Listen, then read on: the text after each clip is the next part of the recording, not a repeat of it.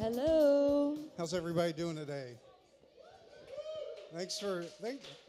Well, what a what a warm welcome. Thank you. My name is Pat, and this is I'm Jessica. Jessica Forsyth. And we are part of the Austin, Texas Musicians nonprofit. Before we get started today, I'll tell you guys just a little bit about Austin, Texas Musicians. If you don't already know, if you haven't already been exhausted by me preaching the gospel, but we've been around about 6.5 years as a nonprofit here in Austin, serving Austin musicians. We occupy kind of a very specific lane in that we do a lot of policy and advocacy work for Central Texas musicians. If you've applied for or received the Live Music Fund, that was one of the first projects we had that we created with the city. We've also created, thank you, Laura. I know you got the grant. She's clapping because she got the grant. We've created a city standard pay rate of $200 per musician for all city-sponsored performances. We managed to get $11 million out in pandemic relief to musicians and venues. We're working on some big projects this year as far as creating a downtown creative hub, free parking. That's real wood, yeah. And safe escort, an anti-theft text solution for all your gear that keeps getting stolen, and a lot of other stuff. So I could go on and on, but please feel free to talk to me at any point today, and I'll tell you more. Please follow us at ATX Musicians on Facebook and Instagram and Twitter.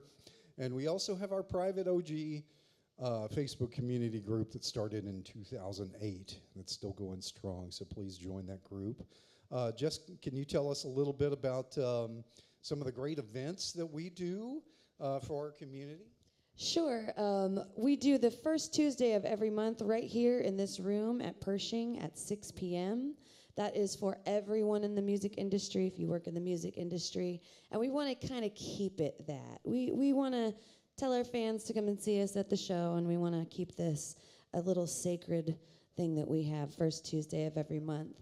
And then the third Tuesday, which is tomorrow, we do an all-female industry group meeting, and we're going to be doing that just around the corner at the Vinyl Beauty Bar tomorrow night at 6 p.m.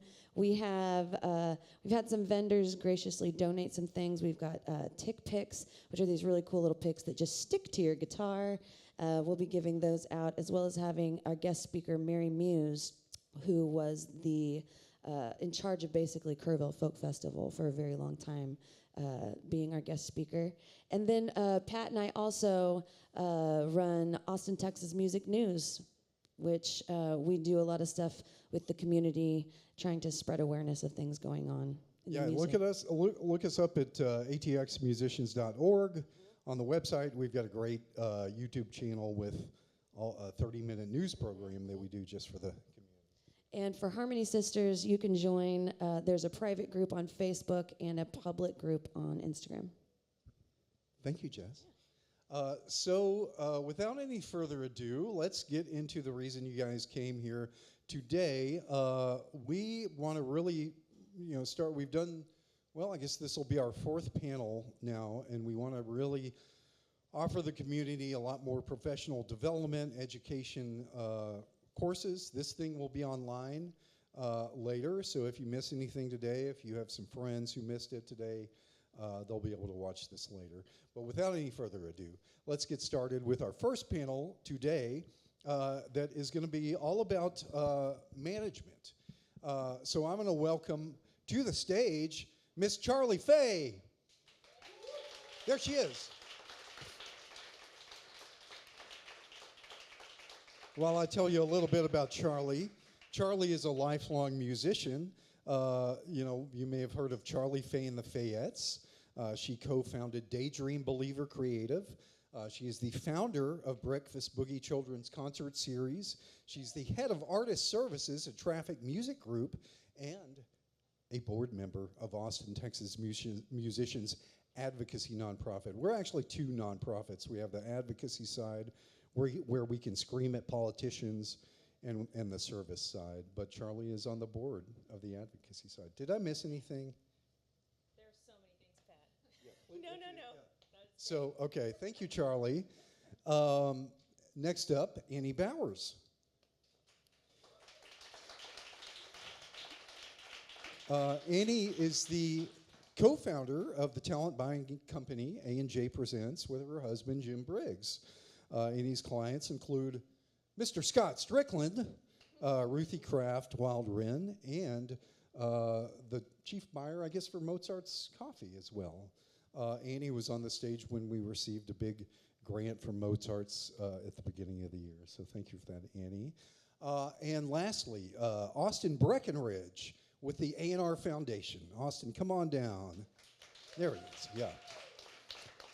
Austin is the executive director and co-founder of the A&R Foundation and the artist manager for Brittany Lobos. Austin, have a seat, if you will. And we'll get going. I'm going to moderate the first panel, and then we have way more qualified people to moderate the rest of the panels today. But first off, managers, management experts, I'd like to ask you guys, what are some of the most effective strategies for independent artists to build a loyal fan base in today's saturated music landscape? Anyone want to kick us off here? I mean, I think the first strategy would be to do something great. You know, get really good, and then make sure what you're doing is unique to you. And really, when you're doing something that stands out, you see people start to respond.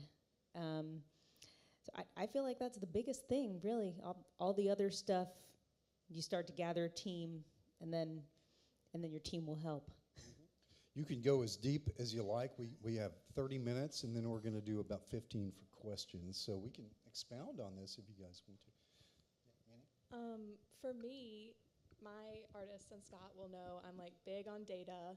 So for me, one of the biggest things I recommend is anyone that you come into contact with, whether it's online or in person, making sure that you ask them to follow along on your journey. Get their email address, get their name, know what city they're from, so that you have that information and you can start to spread the word where it makes sense, when it makes sense about what you're doing. I should have gone first, man. No, I'm going to echo both of those, almost kind of in a three-tier piece here. One, yes, first and foremost, do something unique, but do it unique to you, right? There are trends that exist, but trends, they do this. They come in, they go away, just like platforms do. But being unique to what you're doing is the crux of it all. Once you've put that out into the world and you've started to get people's attention, yes, 100% collect their data, because that's how all your business decisions are going to get made on the back end. That's how the industry's been doing it for decades, only we're now getting the tools through various technology platforms to do it on our own if we want to, right? And then further than that, leverage that data to create unique experiences, to build relationships, because nothing will get you further in this world than relationships with your fans, people within your industry. It's about getting the phone picked up, the email answered, the button clicked, the wallet out, right? At the end of the day. So I think leveraging all of that in conjunction with one another is how you create that. Let's dig in just a little further on this question before we move on. So it's not just about buying bots for my Spotify streams, but let's talk a little bit more about how you can create kind of this unique identity and develop your fans. Yeah, so I think that face-to-face interaction when you're at the independent level is so powerful. So it's one thing, you know, if you're out playing gigs to have, I know most musicians will have a sign up with a QR code for maybe tips. They'll say their name over the microphone.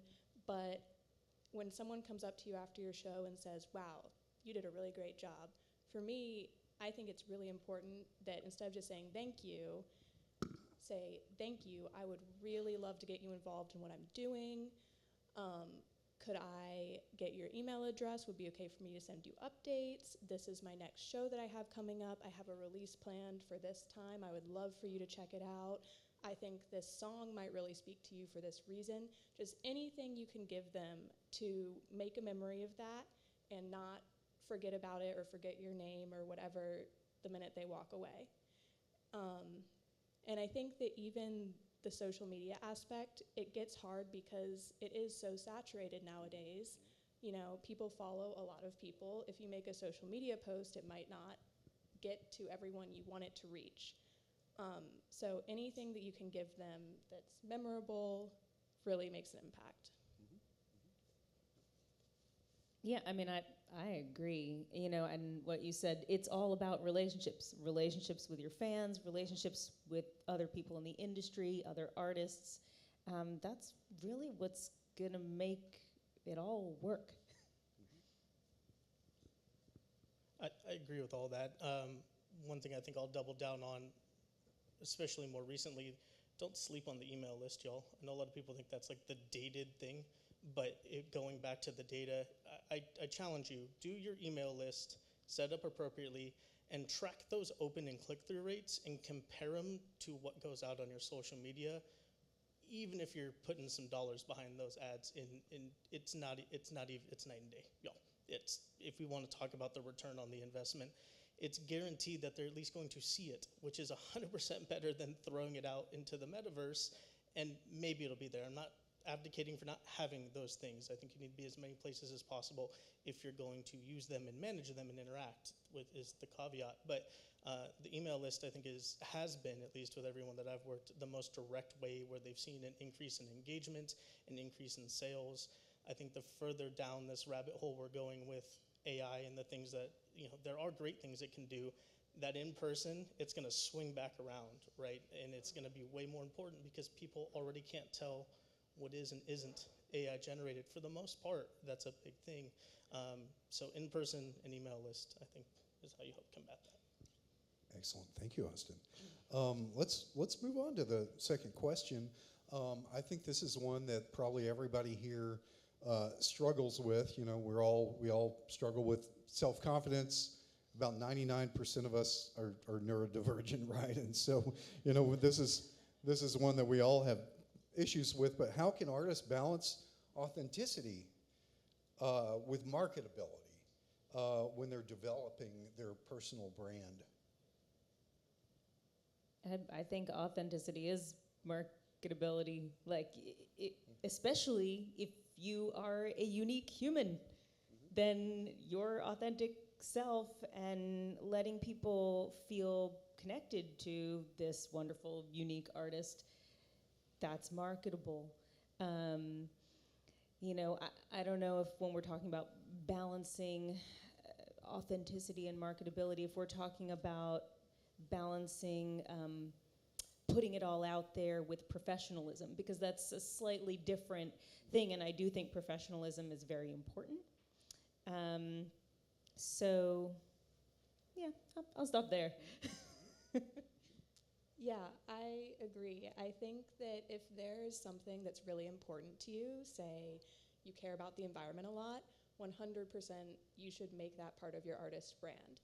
And all those little things that you care about and make you yourself, that will be very marketable and make you stand out from all the other artists out there. But that isn't to say that every single thing you do, if you really care about the environment and that's part of your brand, it isn't to say that like every song has to be about the environment or all of your cover art has to be about the environment. It just means that you bring it up every once in a while. It's like a through line through everything that you do. And yeah, it's just one piece of what people think of when they think of you as an artist.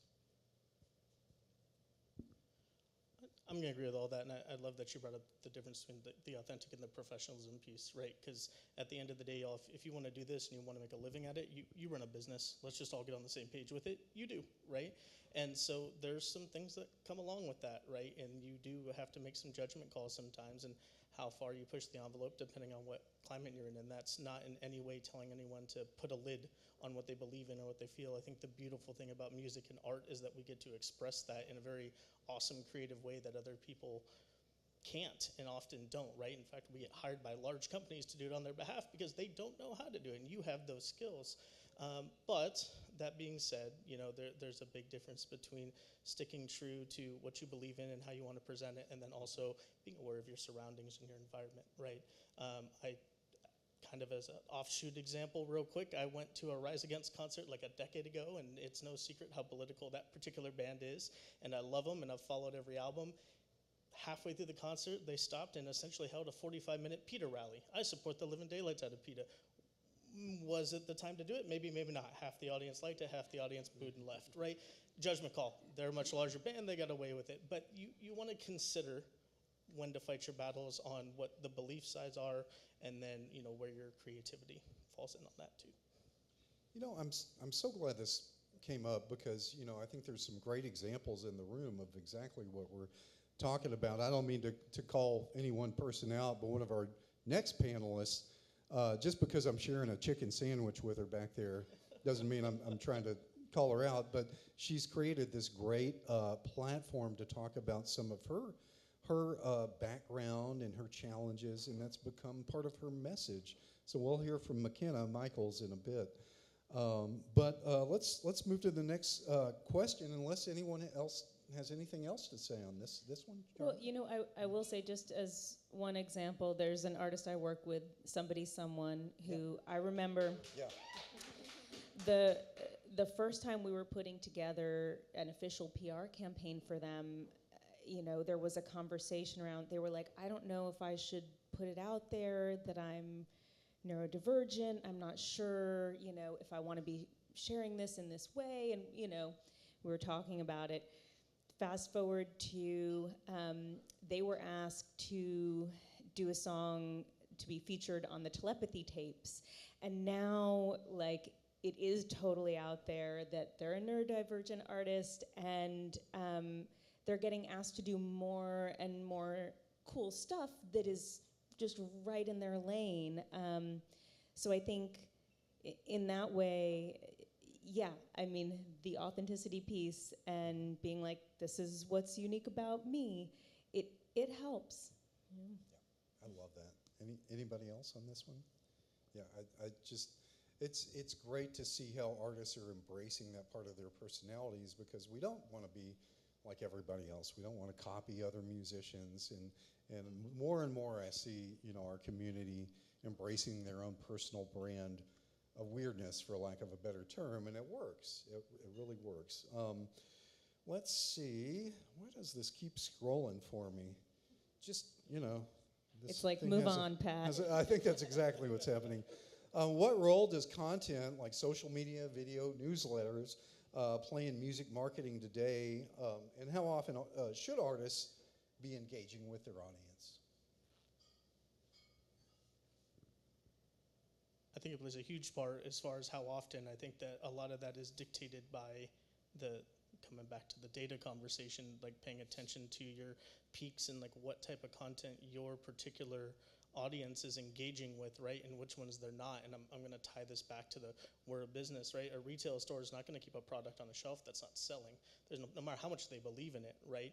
Anyone that's worked in that space knows, like, get the deal with H-E-B, great. You can't sell through in 6 weeks, you're off the shelf. Don't get me started on end caps, right? So same thing goes with the content and stuff you're putting out, right? If it's not generating traction, there's usually a reason behind it. Maybe we need to tweak it and try something different. Could be verbiage, could be the way people are consuming it, could just be a subsection of your audience, right? And so you have a global audience, age difference, gender difference, that all, they consume things in different ways. So I think paying attention to that and seeing what does and doesn't work, and I know that doesn't sound like the fun side I enjoyed, I get up in the morning for it, but it does tend to lead to a more successful, sustainable, career in the long term.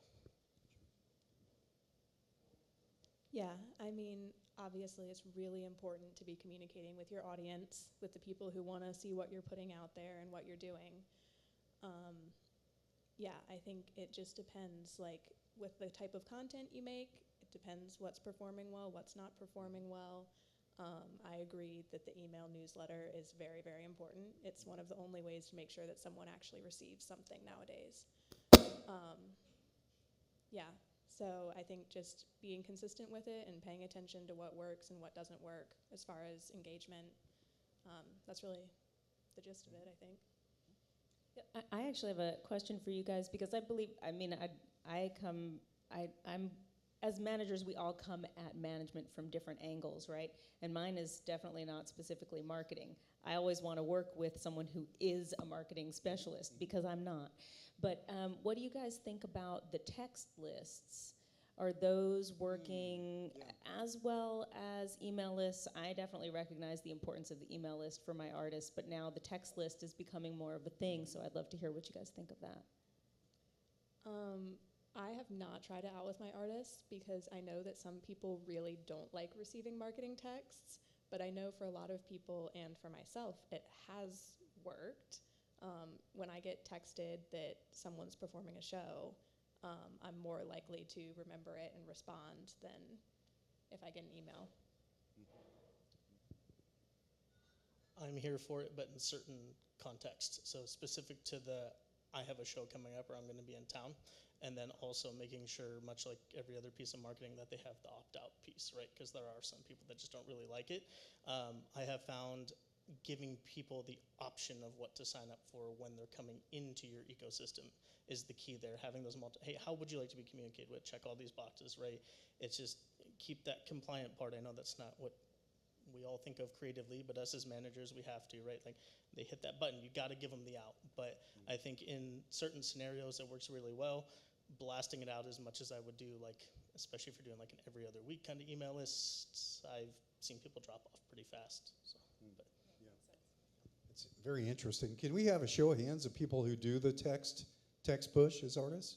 We do have some here. Okay, interesting. Yeah. And then how about newsletters? Let's just see a show of hands on that. Yeah, quite a bit more. Okay, interesting to take note. At what point in an artist's journey should they consider hiring a manager? And what should they look for in a good manager-artist relationship? Just hire you guys, or what? What else? No.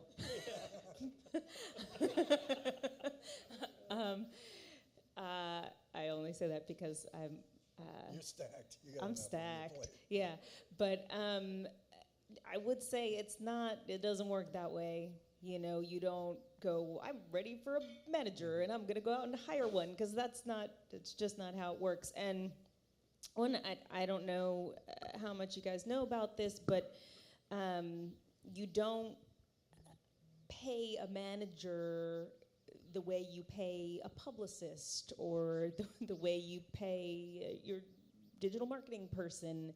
Your manager makes a percentage of what you make. So for the most part, well, this isn't entirely true. Every case is different, you know. So a manager is going to come to you when you start seeming like a good investment, you know. And it might be because you've already started to make money. But it might be because they can see that the art is so powerful that it's going somewhere, you know. And I have gotten on board with clients because of the fact that I like working with them and they're already making a living. And so I know I'm gonna put in the work and I'm gonna make something. And I've started working with other artists who I've been working with for an extended period of time already and aren't really making money yet, but I believe in them, you know. So it's really more, the ball's not in your court as an artist exactly, but you do need to make sure that you're putting yourself in places where people can become aware of you, that you are going to things and meeting people in the industry, that you are playing shows, that word starts getting around, oh, this person's doing really something cool, you gotta go see them. So, yeah. So you're saying it's important for everybody here to come out to our monthly night shift musician mixer on the first Tuesday here at Pershing? Yes. Thank you, Charlie. That, ladies and gentlemen, is what we call shameless self-promotion, and you Yeah. should be taking notes. I'm 100% here for it. Yeah. Absolutely. Continue, please. Yeah, I would agree. I think that as an independent artist, when you're first starting out, you basically need to be building your vision on your own the best you can, taking in advice from whoever you can, and then the point will come along where either it's so overwhelming that like you need to hire help, the same as a business would hire a new employee or outsource something because they need to do that in order to keep the growth going. Or someone will perhaps come to one of your gigs and really believe in the vision that you are clearly communicating at your gig and then think, okay, I might not make anything for a while because I'm working on commission and this artist probably isn't making a lot, but I really believe in the vision. I see it as well, and I think we can work together on this. And that moment will happen if you keep putting yourself out there. Yeah, mine's going to be a spin-off of that.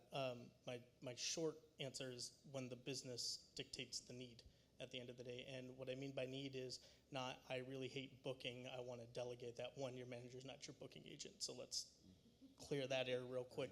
But those other administrative tasks, if we don't want to do them or we're scared to do them because we don't understand them, doesn't mean you need to bring someone from the outside in to do them, especially if the business isn't operating and generating income. There is a risk we take as managers, right? That is an investment on our time, but 10% of nothing is nothing.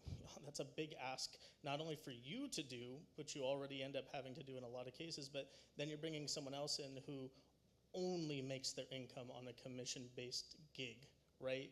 And if we're not there yet and we're not thinking like a business to at least a little bit of an extent, and these other markers that they've talked about up here, it's really hard to want to invest in the artist that way, right? And so you got to take the time, and that's the hardest part, is it takes time. But I agree, being in front of people, networking, honing your craft, being really good at what you do, and then I'm going to add one extra bit in there too, like taking the time to professionally develop a little bit on the back end. Give yourself a bit of business acumen. It's going to go a long way, right? That's a partnership, and hopefully a long-term one.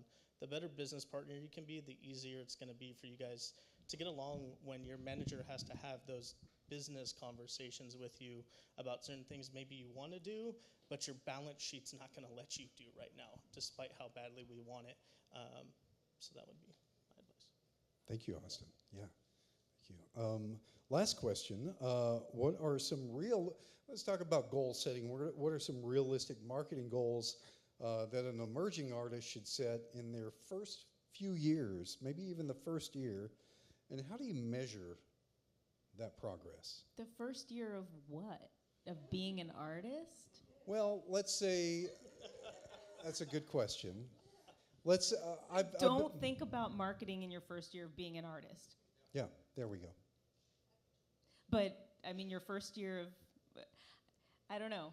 I mean, I think you should be focused on the art, and then when you get to a certain point with it, team with someone who is an expert in marketing. That's my take. Unless you really are interested in that stuff and are going to be good at that stuff, focus on the art, not the marketing in the beginning. Well, let's say, just to clarify, like, say I just started playing music around town and I'm doing pretty good, and then the next year I'm like, well, I should probably consider doing this thing for real. And then I say, well, maybe now's the time that I do all these things we just talked about. After a year or two, what would be some of the ways that I would gauge that success? There's no way you can put a specific number on it, Sure. but paying attention to all of your marketing channels, and just every month or every quarter, just taking stock and thinking, there's so many ways that you communicate with people who may start following you early on. The email list is one of them. Check the open rate, see where people are clicking on it, all of that. social media, checking your engagement, and just see what's working well and what's not, kind of like we talked about earlier. And if things are growing steadily or things are growing rapidly, that's great. If things are not growing, then look at what's performing well, what's not performing well, and try to make some changes till you see something. Yeah, I agree with it. This is probably where more of my business manager response kind of like, as you said, measurement of how you do it, right? Are you making money? Is marketing converting to dollars? Because we could have the greatest marketing in the world. We can all see that we can have 1 million plus people on Spotify, and we currently know how that pays. That doesn't translate into sustainability. I know plenty of artists that have millions of streams on Spotify and can't live off of that, right? And that's just one revenue stream, right? But paying attention to, you know, are they opening it in the email, the newsletters? What are the click-through rates? How much of that is covering over? And I think this is where you start to talk about marketing and sales intertwining a little bit, right? And then, you know, you've got that other component of PR. PR should get the attention. Marketing should pick up where PR leaves off. You've got their attention. The billboard worked. Marketing gets them in through the top of the funnel. Sales closes the deal so you get money in your bank account so you can eat tonight, right? Having that tiered approach. So marketing, I think, gets a lot of the lion's share of the attention, but it really is only one piece, and it's not actually the piece that makes you the money. That's your ability to close the deal, right? Sometimes that's at a show with a great performance, and that $25 t-shirt is more worthwhile to me to support you than the 5 beers I was going to go buy at the venue and not remember the next day, right? So thinking of it in that context, I think will help. I always come back to, yes, numbers, but are they turning into dollars? And I know that's a harsh way to think about it when we're a creative mind, but you got to eat. If you can't eat, you're not going to be able to write, you're not going to be able to perform, you're not going to be able to do all these other things. So Yeah, absolutely. Thank you, Austin. Anything else to add on that? I mean, yeah, as far as like markers of success, I think that's going to look different for everybody, you know, and it may be something you're specifically aiming for, or it may be something that you weren't even thinking about. But I mean, when you see butts in seats, it's a good sign. You know, when an artist you respect asks you to come out and open for them, that's a marker of success. You know, making money, definitely, but, you know. That's great. Well, we have about 10 minutes for questions, and I'm sure we have a lot of them. Who's first? Let's see. We have hands up? Yeah? Oh, yeah. Amethyst. Thank you, Jeremy. Thank you. I have a question about, like, specifically, I've heard about apps that, like, help with editing videos specifically to, like, help have better hooks or, like, make them more formulaic. Do you guys recommend using an app or something like that, or if you know of any that help with that kind of thing, or should we, like, focus on trying to be more unique, or what you were saying before? I just know that there's always, like, there's the formulas that seem to work technically, but I was curious y'all's opinion on that and, like, using something to help do that better, I guess. I think going back to what Austin said, it's great if that can help you grow your following and help grow your engagement. But if it doesn't translate into people actually listening to your music, coming to your shows, and buying your merch, making you money, then that's not going to be as worth it as actually having those meaningful connections with a really loyal fan base. Gotcha. So, Thank no you. reason not to try it out. Yeah. Who else? Right here. Well, Jeremy's running mics for us. Thank you, Jeremy. Let's give a big round of applause for one of the best sound men in town. And, and one of my favorite songwriters as well. Thank you, Jeremy. And what's your name? I'm Kirk Smith. Kirk. Nice to meet you, brother. So I'm really grateful for things like this where people are sharing information, and you know, there's a lot of access we have to information, Indie Bible, and lots of online people, you know, doing stuff and saying this is how you should do it. And I feel like I have a tremendous amount of information, and I've sorted through it, and I kind of know what I need to do. And it's always a little bit more than I can actually do, you know, and I accept that. But I've found recently that I've thought, if I could sort of hire a handyman of music, kind of a sort of a multi-skilled person, call it label services, or like it's someone who's not quite ready to be a manager, but they have familiarity, and we could sit down weekly or 4 hours a week at $25 an hour or something, where we could make a plan, and I could get someone who could help me chip away at my list. But I haven't really seen that person. It seems like there's a hole between young people who want to be in the music business and then established people who are in the music business. And I wonder, do you have insight into that? Is that a thing? Yeah, it is a thing. I mean, it's called being a consultant, Or there's also people, I also do project management sometimes for people who are putting out records. So I'll manage the process of the release, but I'm not managing the artist. So it's kind of a short-term commitment, and with a monthly fee, the same way you'd pay a monthly fee to a publicist or a radio promoter. I think consulting can be super valuable. You can get a lot of bang for your buck out of just an hour-long session with someone who's going to sit down and go, okay, what exactly are you doing? What are your goals? What are your strengths? All right, let's help you figure out a plan. But yeah, those people do exist. But also, I would say there are a lot of people out there ready to take your money. So you really want to look into anyone you're going to pay for services. You want references on.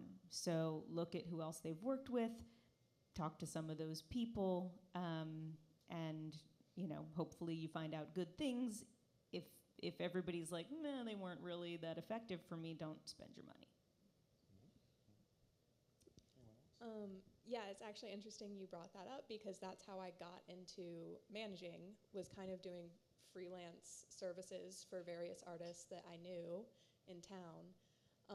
And so those people are out there, but like you said, make sure it's someone that you know and you trust, and it might be someone random in your life. It might be someone who doesn't have experience in the music industry at all, but who is competent and can help you achieve your strategies that you already have in place for yourself, and work that $25 an hour rate or whatever.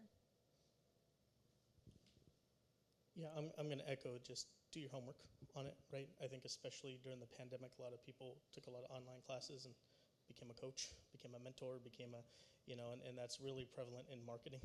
Yeah. And, when people know that their particular clientele, if you will, are struggling in that area, and they're a little more apt to hover towards who's going to take this hefty thing off my plate, people get taken advantage of. The other piece of that, I want to be mindful of the Q&A, but I will talk to you because my organization does exactly what you're talking about, and ours doesn't have that thing attached to it. So I'll chat with you. But yeah, we exist. We're here. Love it. Who's next? I think right back here. Gentleman with his hand up. Yeah. Thank you, Jeremy. What's good, y'all? And what's your name, sir? I'm John. John. Hey, I had 3 questions. You can ignore any of them you don't want to answer. Okay, all right, so I'm going to go from this side to that side. So, Pat, you talked about the closed Facebook group that the organization has. Yes. Uh-huh. So, obviously, that's great information. Kind of bouncing off of what Amy was saying earlier, are there any groups where there's like vetting that happens for those different type of management firms? Like, does that make any sense? Absolutely. I can tell you that within that group, the whole reason that group was started in 2008 by a musician named Nakia, if any of you guys know him. Thank you. Yeah.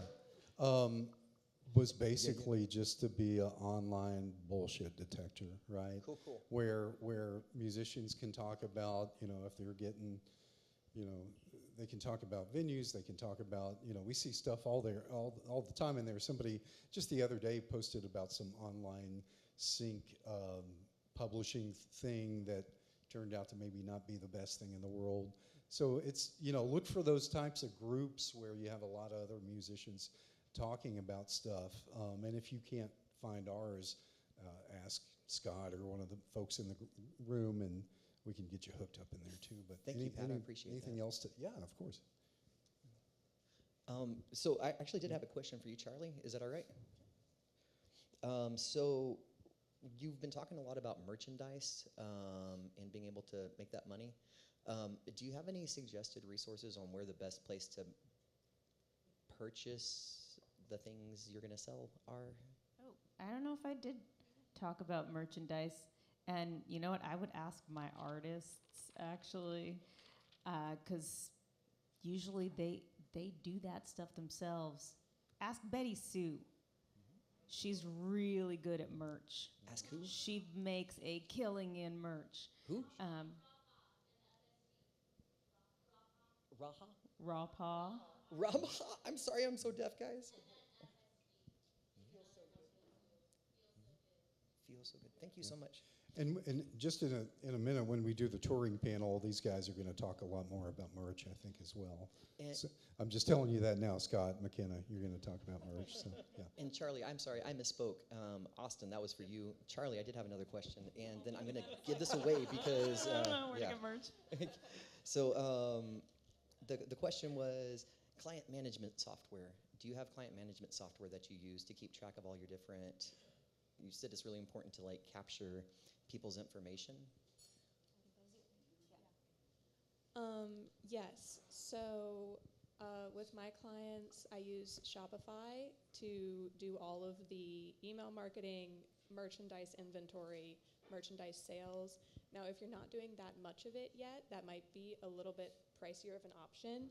And so with an email list, like you can always use any sort of, like even Google Forms or something that's online that people can type it in and you can get accurate data from. So just start out with something free and level up from there as it makes sense for your business. Thank you very much for your time. I'm not going to talk anymore. Thank you. Those are great questions. I think we have time for one more question, probably. Who else we got? Let's see. Oh, yeah, right over here. Yes, sir. Thank you, Jeremy. Hello, my name is Stephen, and I just have a question. As managers, what would you say are and aren't responsibilities of being a music manager? Just a quick overview. We are not your booking agent, as you said. We are not booking agents. Great question. If you're great, we'll try to put you in front of booking agents. Yeah, I mean, responsibilities really vary. Every manager is kind of coming from a different place in the music industry, too. You know, every manager has a different background. I know one guy who, he was Ozo Motley's tour manager and then became their manager. So his strengths are so much in that touring world, but he really needs help with handling the PR side of things, whereas I've been an artist and I've also been a music publicist, so there are things that I will oversee because I know they're my strengths. Anything that's not my strength, I'm going to build the team for my artist. So I would say your responsibility is to build the team for the artist, and also make sure that they are feeling supported so that they can thrive creatively. Yeah, I would say in general, the artist should have a vision for themselves, and then they discuss that with the manager, and the manager might have some suggestions or be like, yeah, that sounds great. And then the manager basically helps them build all the strategy and execute on that vision, which becomes really complex. You know, there are lots of parts to that. But yeah, if there's anything that the manager isn't specialized in, say they aren't very good with finances, then they'll outsource that and build the team for the artist and make sure that everything gets done well. Yeah, I agree with all of that. I think at the end of the day, you're going to have different types of managers too, depending on where you're at in your career, right? It's not uncommon at the higher echelon of the industry. You'll have a tour manager, You'll have a business manager. You'll have a daily manager that deals with the day-to-day operations. I think for the level that most of us are at, you want to look at your manager, and the manager should look at themselves as like the COO of your business. They're operations. They're there to execute. You come up with the vision. They're there to help you build the strategy and then execute and then build that team around you as it becomes relevant to your business. But I also think, too, there's a slight ethical responsibility to make sure you 100% know what's going on, because it's your business too, right? And the best example I can use is come finance and tax time, right? You can hire a tax person to do your taxes. That tax person's doing you dirty and you get audited. The IRS doesn't care who you delegated it to. It's your business, right? And so as a manager, I try and make sure that my artists understand 100% why we're doing what we're doing, and that they know just enough to be dangerous, not to do it, but to hold accountable. Because if I croak tomorrow from a heart attack, who's going to run the business? You are, right? And so I think there's that piece too. So there's that bit of coaching and mentorship that should be happening there too, and then helping execute on the vision that you have. And I think the really, really good ones know how to be candid with you, know how to have those conversations. And I preface mine, I'm very upfront about it. You're not going to like what I'm about to tell you, but I'm only telling you because it's what's necessary to keep your career sustainable. And you may disagree with me, and we can have open dialogue about it, and you may even yell at me, and we can just take 10 minutes. But I want you to know why. So that's my 2 cents. Thank you very much. Excellent. Charlie, Annie, Austin, thank you. Can we have a big round of applause? Wow, this is very valuable information. And that'll do it for our management panel. I'm sure if you guys have any more questions for these wonderful experts, y'all can ask. But we're going to move right on ahead with our next panel, which is all about touring. Thank you, guys. Once again, big round of applause. So for our touring panel, I want to introduce first our moderator, Jessica Forsyth. Come on up, Jess. Jessica Forsyth is our Austin, Texas Musicians Community Manager. So she's in charge of planning Night Shift, all these great events we do. She is also the anchor and executive producer of ATXM News. She's a successful touring musician. She is a 4-time cancer survivor. She is the Austin Female Artist of the Year in 2023, Austin Monthly's 2024 Community Leader. She is the founder of ATX Harmony Sisters, providing a safe place for women musicians to connect and collaborate. Jessica Forsyth. Over here we have John Dismukes, who we all know and love as Moose. Moose is the founder of Arching Dog Productions. Moose manages McKenna Michaels, right there, and helped start the career of a wonderful musician named John Mook. Moose is a board member of Austin, Texas Musicians Service nonprofit and a tireless community advocate, having launched the Austin, Texas Musicians Músicos Unidos voter registration campaign, and much more. McKenna Michaels over here is a touring artist based in Austin with songs charting on the Billboard Adult Contemporary and number 4 on the Billboard Holiday Charts, and is coming off of her 5th successful European tour. McKenna is going to tell us a lot more about her message and her platform, and I just love this artist so much. And then one of my best friends right here, Scott Strickland, recording and touring artist based in Austin, is also the City of Austin Music Commissioner for District 8 and a Austin, Texas Musicians Advisory Panel member. Scott Strickland. And I'm going to pass the mic and get the hell off the stage and eat that chicken sandwich we've been sharing. Go eat, Pat. All right. I was very excited to get asked to moderate this panel, so thanks for letting me be up here, guys. The first question that we're going to start off with is, what are the essential first steps of an emerging artist looking to book their own regional or national tour? We're just gonna go down the line. Just throwing it, yeah. I mean, if you want, you can like raise your hand. I don't care. Y'all can fight a little. No, I'm just kidding. Don't do that. So I'm gonna like piggyback off of what the management panel said. By the way, give it up for them one more time. Yeah. They were amazing. I love everyone on that stage.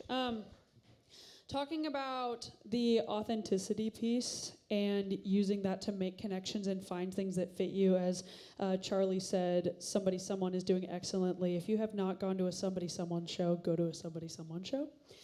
Incredible. But finding those people that fit your messages or beliefs or authenticity the best, reaching out to them, making a connection with them. And if you see them doing shows, don't be afraid to go like, hey, do you need an opener for this show? I'm free to do the Austin, Dallas, or Houston ones. You know, I live right there. I can just drive. And you'll be surprised sometimes they'll say yes. It hasn't happened to me yet, but I know people that it's happened to. So you said yes to me. Oh, yeah, that's true. You deserve it. You slay. Yeah, she let me open for her before, so I asked. We love Jessica. Okay. That's sweet. Well, I also want to piggyback on the management panel as well too. Definitely on the authenticity. I think that's a big play as far as one, making sure that that rings out. Rick Rubin actually put it best. I don't know if anybody's seen what his little comment on authenticity was, but play to what you feel here. Do not play to your audience. That's the reason Marvel movies suck, and that's what he said. So because they got bad. I mean, okay, they're trying to play to what people wanted. So I think there's definitely a lot of truth in that, as well too. My very first rule I want to share with you guys that I have with McKenna and building our team as a manager, because I really think that they were spot on with everything on that management panel there. And building my team, I have one rule, and I think you as an artist should have this rule as well too. I absolutely will not work with anybody who does not believe in what she's doing. If you don't believe in what she's doing, then really honestly, that's kind of that piece needs to be there. That's not going to happen all the time. You're going to have points where you have to have needs filled that, honestly, you have to pay somebody to do it, and they're there to get paid. That's great. But if you can, try to find those people who believe in what you're doing, because that's honestly what's going to make you go forward. So, yeah. I like Marvel movies. I do. I'm sorry. I haven't seen the original movie in a very long time. But I would say that I think for if you're just starting out as an artist to tour nationally or regionally, is that what kind of the question? Yeah. You got to believe in yourself. I think you have to the first thing that you've got to do is you've got to say, I'm going to do it, and it's damn the torpedoes, and it's full speed ahead. And then I think that you have to, I mean, there is collaboration between management and stuff, but sometimes it's just like, look, I'm going to go do this, and sometimes your management's going to look at you like you're stupid, and they're going to go, okay, you go do that, and we'll talk next week. But I think you have to have this belief in yourself that what you are doing is possible, and then you kind of have to set out in order to do that. There's like strategy and stuff, and like, local versus regional, which is, I mean, local, the local market kind of thing is anything in Texas, pretty much like east of Lubbock, I'm considering local for the most part. And then outside of that, you have other markets and stuff as well, but you have to kind of just say, I have to go here, I've got to do this, and you have to believe in yourself and do it. I would also add in with that it's important to start small. I mean, you're not going to go and tour internationally. I mean, we're a little bit different story because we kind of did that, and I broke the rule on that. But the real for most artists, you're going to have to start locally. Now, I will give you a neat little idea, and we happen to be in Austin, Texas, one of the best places, second best place in the nation to do this. What are your when we started this over, McKenna has a platform, and we utilize her platform that actually adds into her authenticity, but also helps us get gigs. I'm going to be dead serious of that. And part of her platform, she sings about her autism. And we recently were meeting at South by Southwest.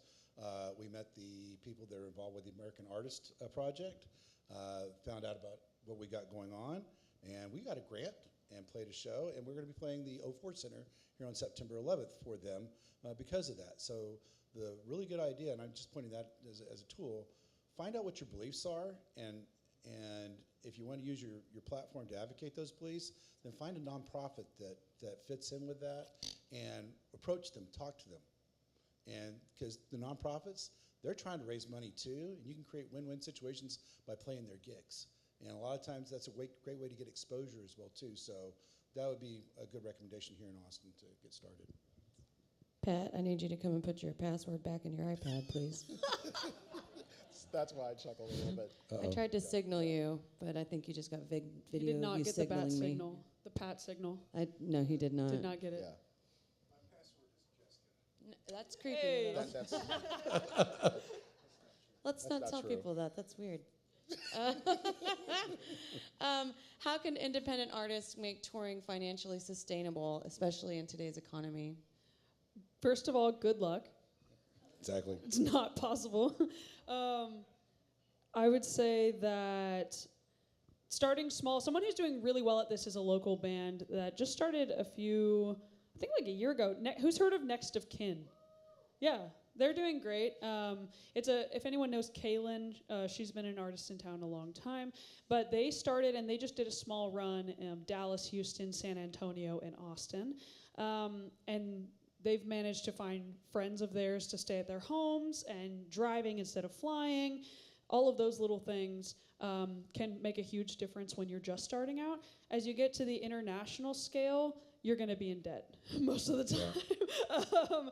There are ways that you can, especially as an opening artist, you don't expect to sell a lot of merch, which it's great when you do, and I'm fortunate that we do. But still, with the cost of hotels, and I and Moose believe firmly in paying our musicians that support us on stage, and paying them fairly and at an affordable, livable wage for them.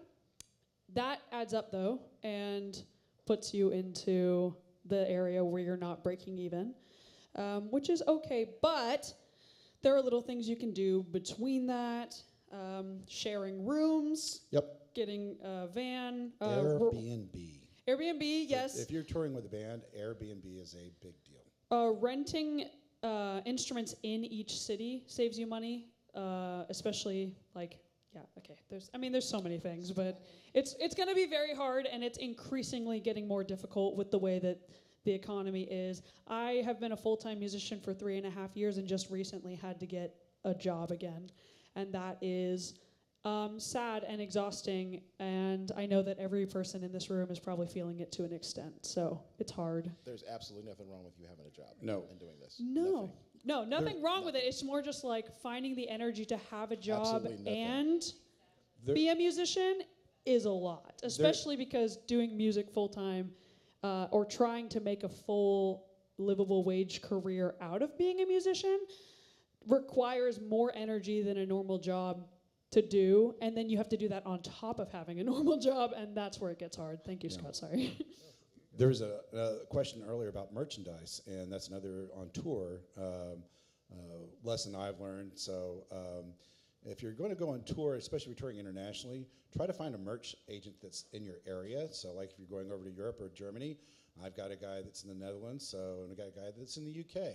I use both of them when we're over there to go buy our merch, because it's a hell of a lot cheaper than buying merch here and shipping it over with you. That's an extra suitcase. So there are some things about that you can work out and buy just exactly what you need for the merch. That is probably one of your biggest revenue lines on tour, by the way. So that being said, too, also on tour, to add into what was on the earlier conversations on building your audience, it is very important. If you're not doing this, do your meet and greet after your show. I think there's nothing more important. I think that Annie had mentioned a little bit about that as well too. But definitely meet your audience, go out there and talk to them. It gives you an idea about how they're, how you're doing. Honestly, that's one of the things on tour that honestly keeps, I think, McKenna and I both going, is those meet and greets afterwards, because we've gotten some really incredible stories from people on the connections that they're making with her music. So it adds into that, but also definitely helps in with that authenticity, helps in with keeping that fan base, and you get super fans. I will tell you, I was completely blown away the past 2 tours. We've had kids show up 9 hours ahead of our gig to stand in line just to make sure front and stage. I didn't think that kind of crap happened anymore, but we're making it happen. To tie it into the financial question, what he means by engaging with the audience is it results in ticket sales the next time you go back. Exactly.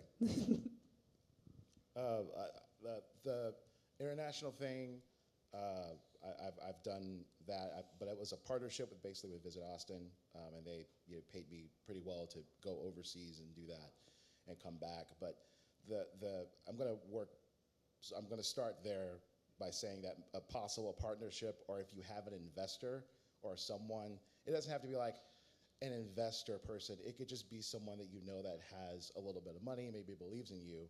Like, you should ask them to help you go and tour. You should just write them an email and say, hey, this is what I want to go and do. Can you help me do this? And they will probably, 9 times out of 10, I promise you this, they will probably help you out, and they'll at least give you something, a check, a Venmo, or whatever, and it will be something significant, maybe, to help you go and do that thing that you want to do. In terms of something grandiose, and I'd consider international a pretty grandiose thing. And congrats on you all for all the success that you've had in doing that. Whether it's monetarily success or not, it doesn't matter. It's successful because you are alive and you're here and you did that thing that you did and you impacted people and lives when you were there. And that's the whole point. It's planting seeds, it's sowing oats, and that's what's important.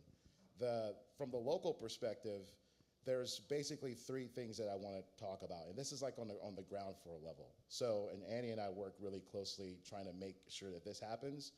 You kind of have to get a lot of energy going around shows that you're doing in order to go and tour. In other words, when I say energy, I mean money. Basically, you have to have some kind of money in order to tour. You just can't go and tour and have no money, because if you do that, that's just a really bad thing to do. You don't want to do that. But there's your guarantees, basically. So it's a guarantee where you are going to get a check no matter what, no matter who shows up, no matter who buys tickets, no matter what. Guarantee. Then you have your ticketed shows. And then your ticketed shows are basically, that's a percentage, and you're negotiating that, with folks and all that stuff. Typically, this starts about 6 months out, and you have to start. And Jessica is an artist as well. I don't know why you don't have a microphone. Actually, you do. I do. Yeah, but if you want to add anything to this too, you can. I will. But yeah, so you have there's systems in place, and so you have to. It really also helps, in addition to the guarantee show that you have, to have an anchor or something that's going to pay you a significant amount of money, so that you can go and do that thing that you want to do. The anchor being, you're going to go to this festival or this showcase or this private gig or whatever it is, and it's going to pay you money to basically front the cost of the tour. And then everything else is basically just cush on top of that. You guys know what I mean when I say that? Am I making sense? I was actually going to bring that up, yeah. You're a genius, Scott Strickland. The cost of playing a decent festival will cover your airfare. Exactly. And then you can build a tour around the festival. Right. And then there's another couple of things you can do. You can take a band, yes, and the band's going to be way more expensive, and you want to make sure that you pay them, and you want to make sure that you pay them equitably, or at least that they are on board with what it is that you're doing, so that when the tour is over, they don't come home and talk shit about you for how terrible of a person you were for making them sleep under a bed or something. We haven't got Has to this that point. happened to you? We've not got to that. We've not got to that point of touring yet. And it Hold on. absolutely You're never stirring 'em will. Good. It will never happen. But the thing that you want to do is you want to make sure that when you go on tour, you make money. You want it. That's mostly it's the point of going on tour. I have never come home broke. I've always come home and be like, okay, cool. I'm exhausted. I'm mentally drained, and we could talk about that too. We'll talk about that. I've got some money in the account to kind of take a little bit of a break, and then it's like, oh shit, okay, I got to start gigging again. But that's the other thing too, and I want to say, and I'm sorry, I'm speaking a lot right now, but I think that there's some kind of thing about playing gigs, like the brewery gig or the whatever gig or something like that. There's nothing wrong with doing that either. In fact, there's a lot of people that do that, and then they don't talk about it. you have no idea how many artists are out there doing these $200, $300 things, $100 things, and they just don't talk about it, but they need the money. And then they have the thing that, oh, come on out to my show kind of thing. It's kind of how we like stay afloat. And so you have to be able to leverage all of that work and position those pieces on a board to where you can actually be successful, and you start a tour, you come home, and then you're good, and then the work starts over again. Private events and birthday parties, weddings. House concerts. Yeah. Yeah, definitely. And as far as the festivals are concerned too, that's another great route to be looking into. And even the smaller festivals, they're going to be more apt to accept, you don't have to be a big name to go play those festivals at all. And if you don't already have an EPK, everybody knows what an EPK is, right? Electronic press kit. Yeah. Get one of those. Make sure you have one set up. Those come in very handy. And, apply, just look for all the local festivals in Texas and just start putting your app, applying for them. And obviously making sure I'm not going to put McKenna in the Black Eyed Pea Festival in Athens, Texas, because I don't know if she'll be fitting in with that. But, I just throwing one out there I know of. But, yeah, you want to try to find appropriate festivals that are appropriate that will pay you. I'll play that Black Eyed Pea Festival. I don't care. Yeah. What Moose is saying, it's actually a really good point. Like you're like the local, like your South by stuff, all that shit. Yeah, that's great. It's fine, right? Cool. But like your watermelon festival that's in Podunk, Texas, Luland. somewhere. Or there's a number of them around everywhere. Right. I'm not knocking the watermelon festival. I'm not knocking any of that stuff. I'm just saying, you can call up these people at the city. Literally call them up, because these are the people that are putting them on, and they know nothing about music. They're just putting on an event because they have to spend the money. And you can call them and be like, hey, put my name in the hat for this thing, and you can get a festival gig just by doing that. True story. The Athens, Texas one would chase my bisexual autistic ass out so fast. Oh, yeah, probably. They'd be like, oh, you want to... And I'd be like, yeah. I mean, maybe. They'd be like, go away. Yeah, I don't know. It's okay. And if you'd like to play internationally and you don't know how to do that, a really, really great segue, I believe, is Folk Alliance. Yeah. And if you're not aware of Folk Alliance, there's people from all over the world that go there, and you can play an unofficial showcase or be selected to be an official showcase, and people are going to hear you, and they'll meet you face to face. And that can be a really great segue for you getting to start touring too. Since you brought up international, I want to go ahead and touch on that real quick, if that's cool. International audience. How many people have played over in Europe and UK here? All right. So Yeehaw. There's a huge difference between the American audience and the UK and EU audiences out there. And then we've not played elsewhere. I'm sure that I've heard great things about Australia as well too. The American audiences, you already don't have a name, you're probably not going to likely get a whole big audience over there. Whereas in the EU and UK, people are eager to see new music. You go out there and see it. They're very supportive. They actually shut the hell up during your set for the most part in a lot of places. But it's a great way to build your numbers. As far as, social media, unfortunately, is the name of the game as far as getting your, building your repertoire, building your attractiveness in the industry. And our friends over at Tribe Mafia actually threw this at us a long time ago, and that's the reason we started touring and getting over there. And honestly, it turned out to be true. And as McKenna said, every time we've gone on tour, we just come back and more people are coming back to see us. And so now we can easily draw a crowd of 200 or 300 people easy over in the UK, whereas maybe 50, 60 people here in Austin. So I sense we're running short on time. You would sense correctly. Yes, ma'am. Moving on. I think this would be a good blanket, a good blanket question is, because I know what we were talking about before, but what are some common mistakes that artists make when they're touring, either regionally or nationally, internationally? So I'm going to use this as a segue for mental health, because I think a lot of people, when they're artists, how many artists out there have pushed themselves too far because of a good opportunity, and then you crash and burn and you want to die? Thank you. So I've done that 5 times now and have not learned my lesson. And every single time I go in, knowing that the experience is going to be beautiful and amazing, and I'm going to meet all of my fans in person and give them hugs and see them. But as an autistic person, I frequently feel like, and I felt this yesterday and had a full meltdown for anyone wondering, that things that normal people can do just fine, I struggle to do on a daily basis. And what ends up happening is I don't advocate for myself either because I don't know how to, or because I'm not even consciously aware of the anxiety or the overwhelmedness that I'm feeling. And so I will push and I'll push and I'll push and I'll do the shows. I'll have a 104-degree fever and I'll get on stage and I'll do the show instead of taking one show off, taking a rest day, pushing through it. And then by the end of it, I spiral out. And I had one at the end of September, one really bad episode where I didn't leave my house for about a month.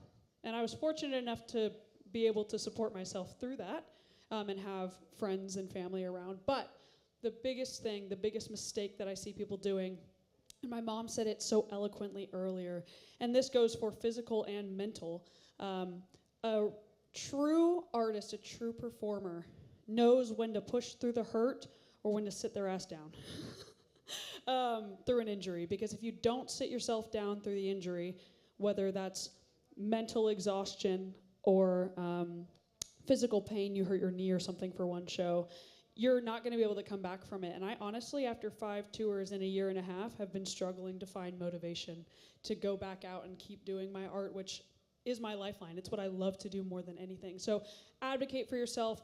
Give yourself space on tour.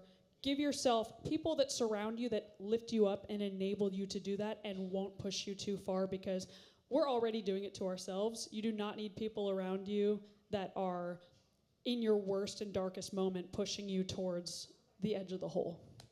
Yeah, exactly. I think she's got, that's you. definitely right there. It's hard to follow up on that one. I was going to say, be prepared for trouble. I do when I'm on the road, I actually write a little bit called Touring is for Masochists. It's true. And you're just going to be blindsided left and right. When I always take touring's like a whitewater raft ride, especially if you're away from home. You get on that boat, you're on that boat until you get on that ride's over with. And all sorts of things can happen and have, and we've dealt through them all.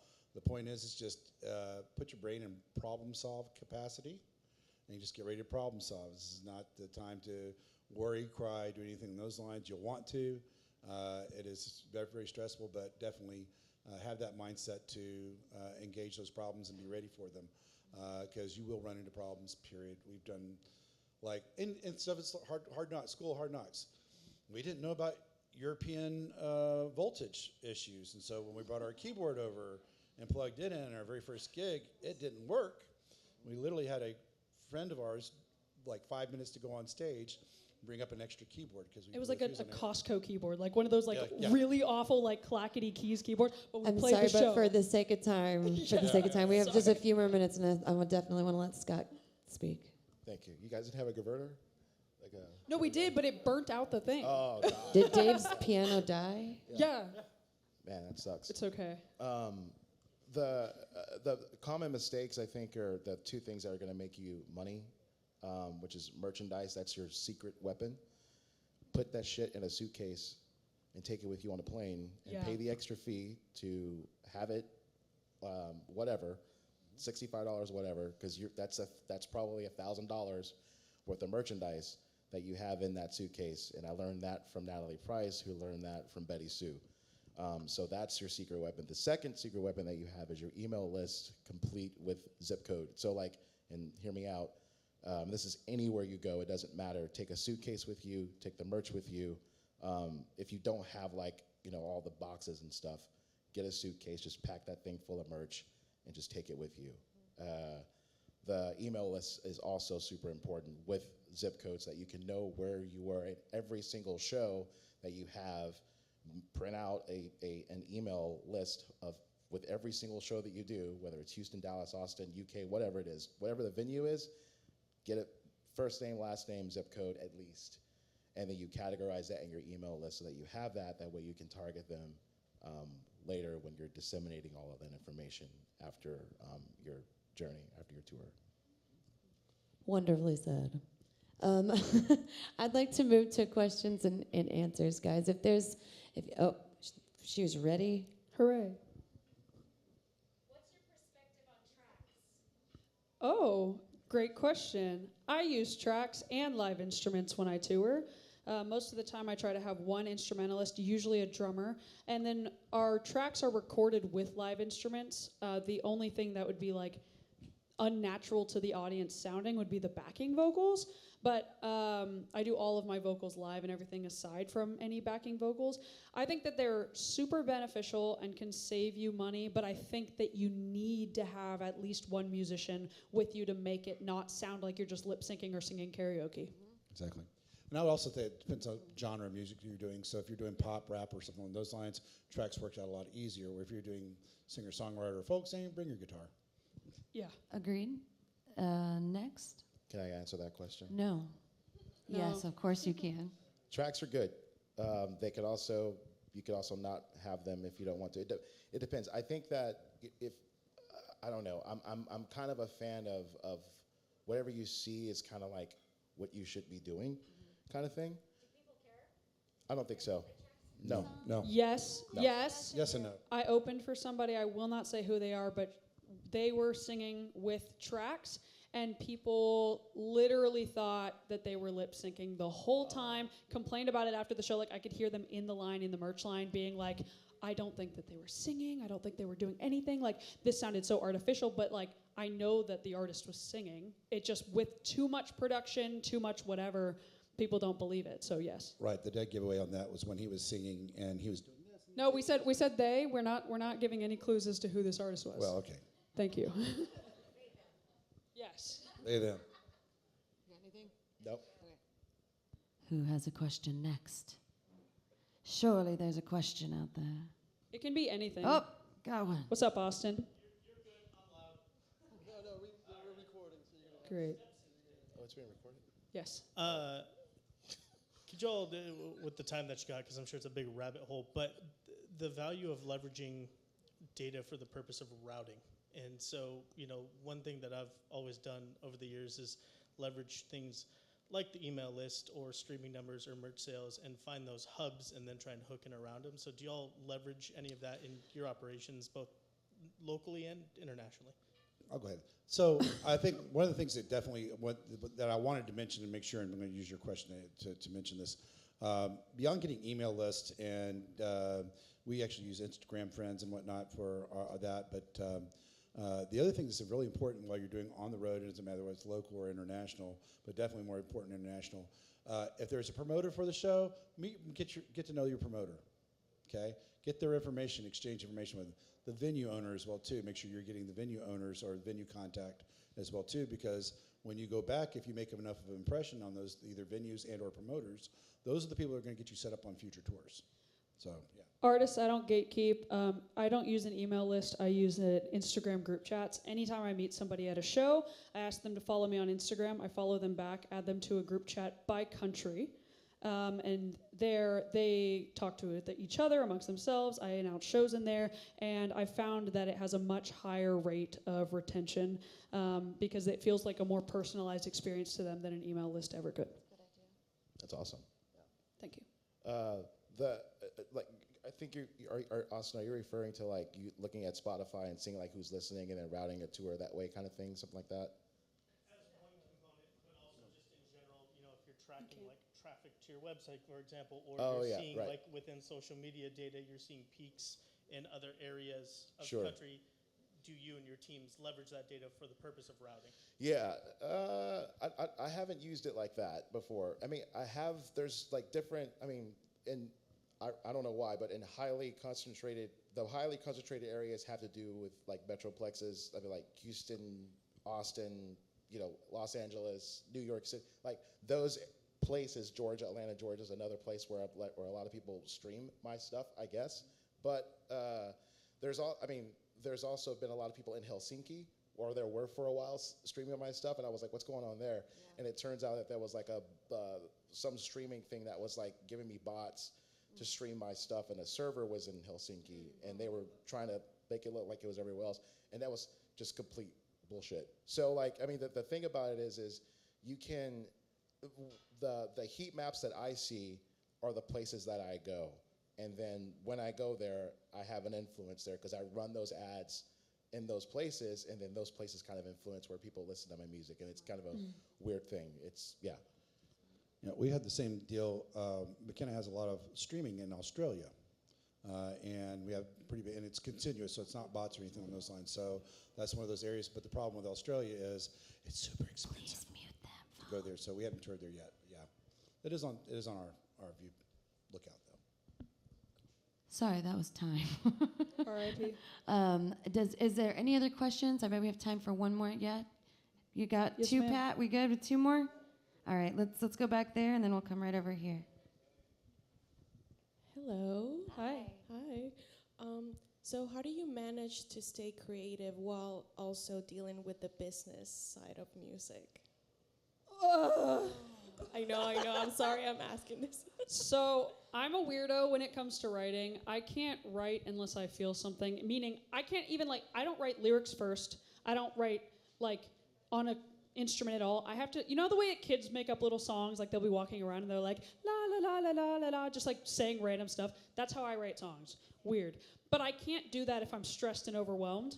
And most of the time when I'm so focused on doing content and recording songs and dealing with my personal life and dealing with all these meetings of setting things up and photo shoots and whatever's going on, I can't write. And so there are times when I will have 6 months, 8 months of nothing in my head, in terms of being a creative. And I think that to answer your question, I'm gonna say don't kick yourself if that's you, okay?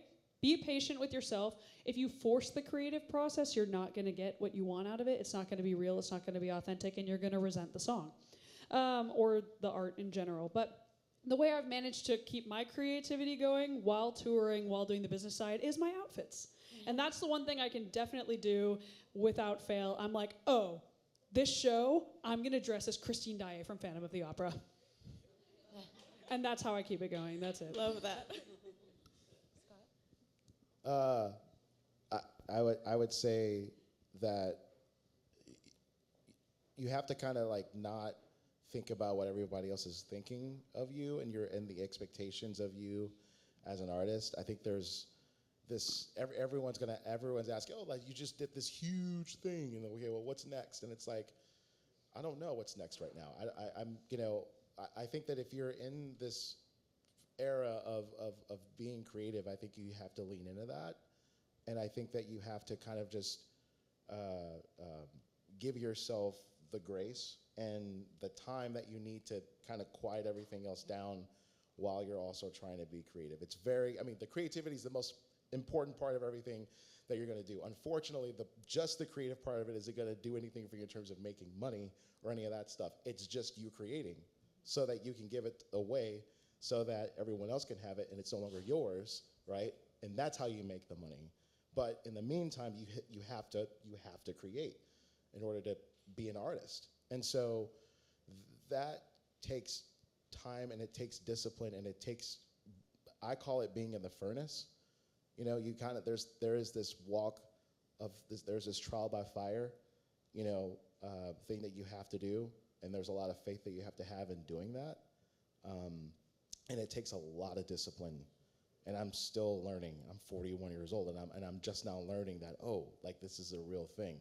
And it's a very uncomfortable thing. But if you can learn to actually, oh my God, I've got this amazing, and I do. I have these incredible songs in my head that I'm just now starting to get out because we're going back in the studio in a month, and I got to get the band up to speed on this stuff, and it's going to be a knockout, drag out, terrible process. But I'm we have to do this. We got to do it. And it's the most uncomfortable place I've been. But you have to be uncomfortable in doing that. Otherwise, it's not going to get done. There was one more question, right? Yes, right here. No, it's okay. All right, Scott, I had a quick question for you. Yes. So you mentioned ask your support system to help with your tour. Yeah. Have you had any success using something like a Patreon or a Substack to help? I have, yeah. And so it does, but I want to clarify this. I had I think it was I think the most I got in my Patreon when I had it running was about 120, 150 a month, which is not bad. But the thing is that I'm just gonna go ahead and tell you. So like, I had a guy that was giving me $25 a month on Patreon, and I met him at the Four Seasons like a while back because I was kind of spoiled when I was a full-time, like I had a job and all that other and all that other stuff. I was teaching and then I got laid off during COVID. But during the time I had the job, I had a residency at the Four Seasons, and that's where I met him. And so the fast forward to 2022, I canceled that Patreon. I was like, this isn't working. I'm not getting anything out of it. And I just asked him. I was like, hey, I need a couple of $1,000s to like go on the road. Can you help me? And he was like, yeah, I'll give you that. And for the last 3 years, he's been giving me $2,000 a year to kind of help fund tour and all that stuff. Now, there are a couple of other people that also help me too. I mean, it's not much, like it's maybe like $500 or $250. But like, if you have something that you are doing and that is important for you to do, you can ask people, just ask them. The worst thing that they can say is no. And they get the money. It's a write-off for them. You have to report the money, and you go and like do the thing you want to do. So it's a kind of a win-win. I'm going to give a really small answer to that, too. I have a friend who I've seen do this successfully, and when I do a headline tour eventually, I want to implement this. But they did they're a different type of artist. They do like wig commissions and stuff, very cool. But what they did is they have a Ko-Fi account, which is basically like buy me a coffee is what like the whole concept is. But they did before this massive event thing that they were trying to save up money to go to. Like they needed the plane tickets, they needed the hotel to go and be a part of this event that they were invited to be a guest at, that they were like, we can give you the guest spot, but we don't have the like budget in our whatever to do this. They did a wig raffle where they're like, the minimum amount on Ko-Fi I think was like $1 or something, but people would do any amount that they wanted, and by dollar, it was a number of entries to win one of their wigs.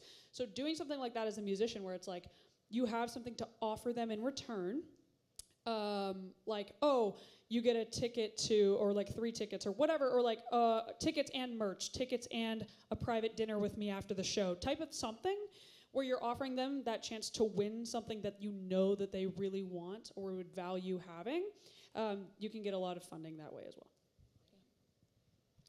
All right, I guess thank you, McKenna, Moose, and Scott. We got one so more. There's one thing that I do want to say. Music Cares is also a huge resource out there. Like, so if you, this happened to me last year. I forget what it was. We lost went to Arkansas. It was a whole mess. Annie knows about it. She's our manager. Yeah, and it was like a whole storm and all that stuff.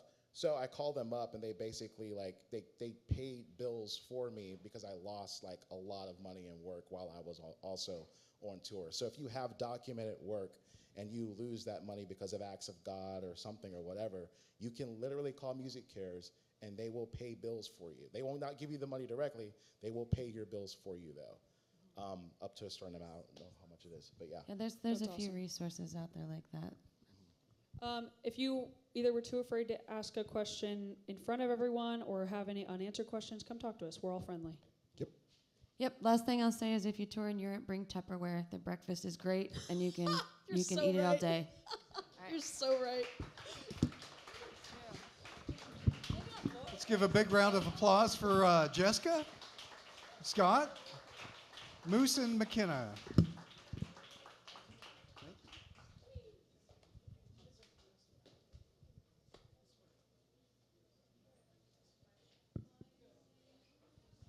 Okay, we're just going to roll right into the next panel, which is going to be all about sync licensing and music supervision. So to begin with, I'm going to welcome to the stage the moderator for that panel, Lauren Kubala.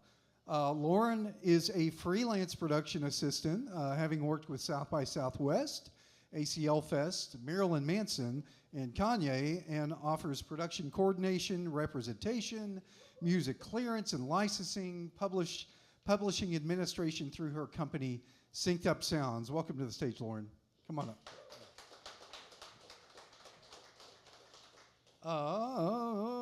Next up, we've got my good friend Ted Lowe right back there.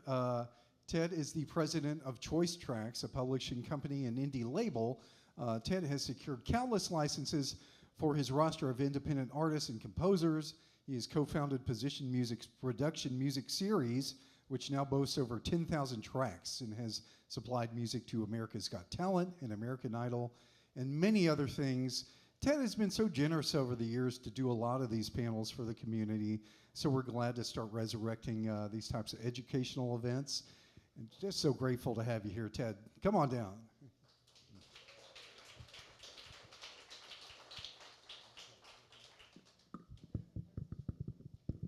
And let's see here. We've got Mr. Jason Rudd. Jason is an award-winning executive producer with 25 years of experience at Level 77 Music, a boutique sync music catalog and production library, and is the founder of Sync ATX, who partners with us every month for our night shift events. So you'll see Jason here in just a few weeks for our night shift event again. Yep. Oh yeah. I should know this. I'm a musician too. I always do that. Thank you, Jason. Come on up to the stage. And let's give a big round of applause for T-Double, Tyranny Johnson. Oh, yeah, right there. There he is. Tyranny is a Grammy-nominated artist, producer, Grammy Board advisory member, founder of Sync Happens, KGMG marketing agency, T-Topia Studios. The thing keeps rolling back on me here. And the Urban Artists Alliance. Tyranny has had placements on Breaking Bad and other high-profile placements that make the kid from Keeling one of Austin's most successful hip-hop artists. And on a personal level, I'm a liver transplant recipient. Terry got his kidney a couple of years ago, so we're transplant warriors together. Love this man. Love this man so much. And finally, on the panel today is Brian Kelly, composer and co-founder of sync company Control Freaks, with placements on Dawson's Creek, Party of Five, MasterCard, JanSport, Netflix, Little Caesars, and many more. Welcome to the stage, Brian. And I am going to hand it over to the capable hands of Lauren Kubala, and we'll get going. Thank you, Lauren.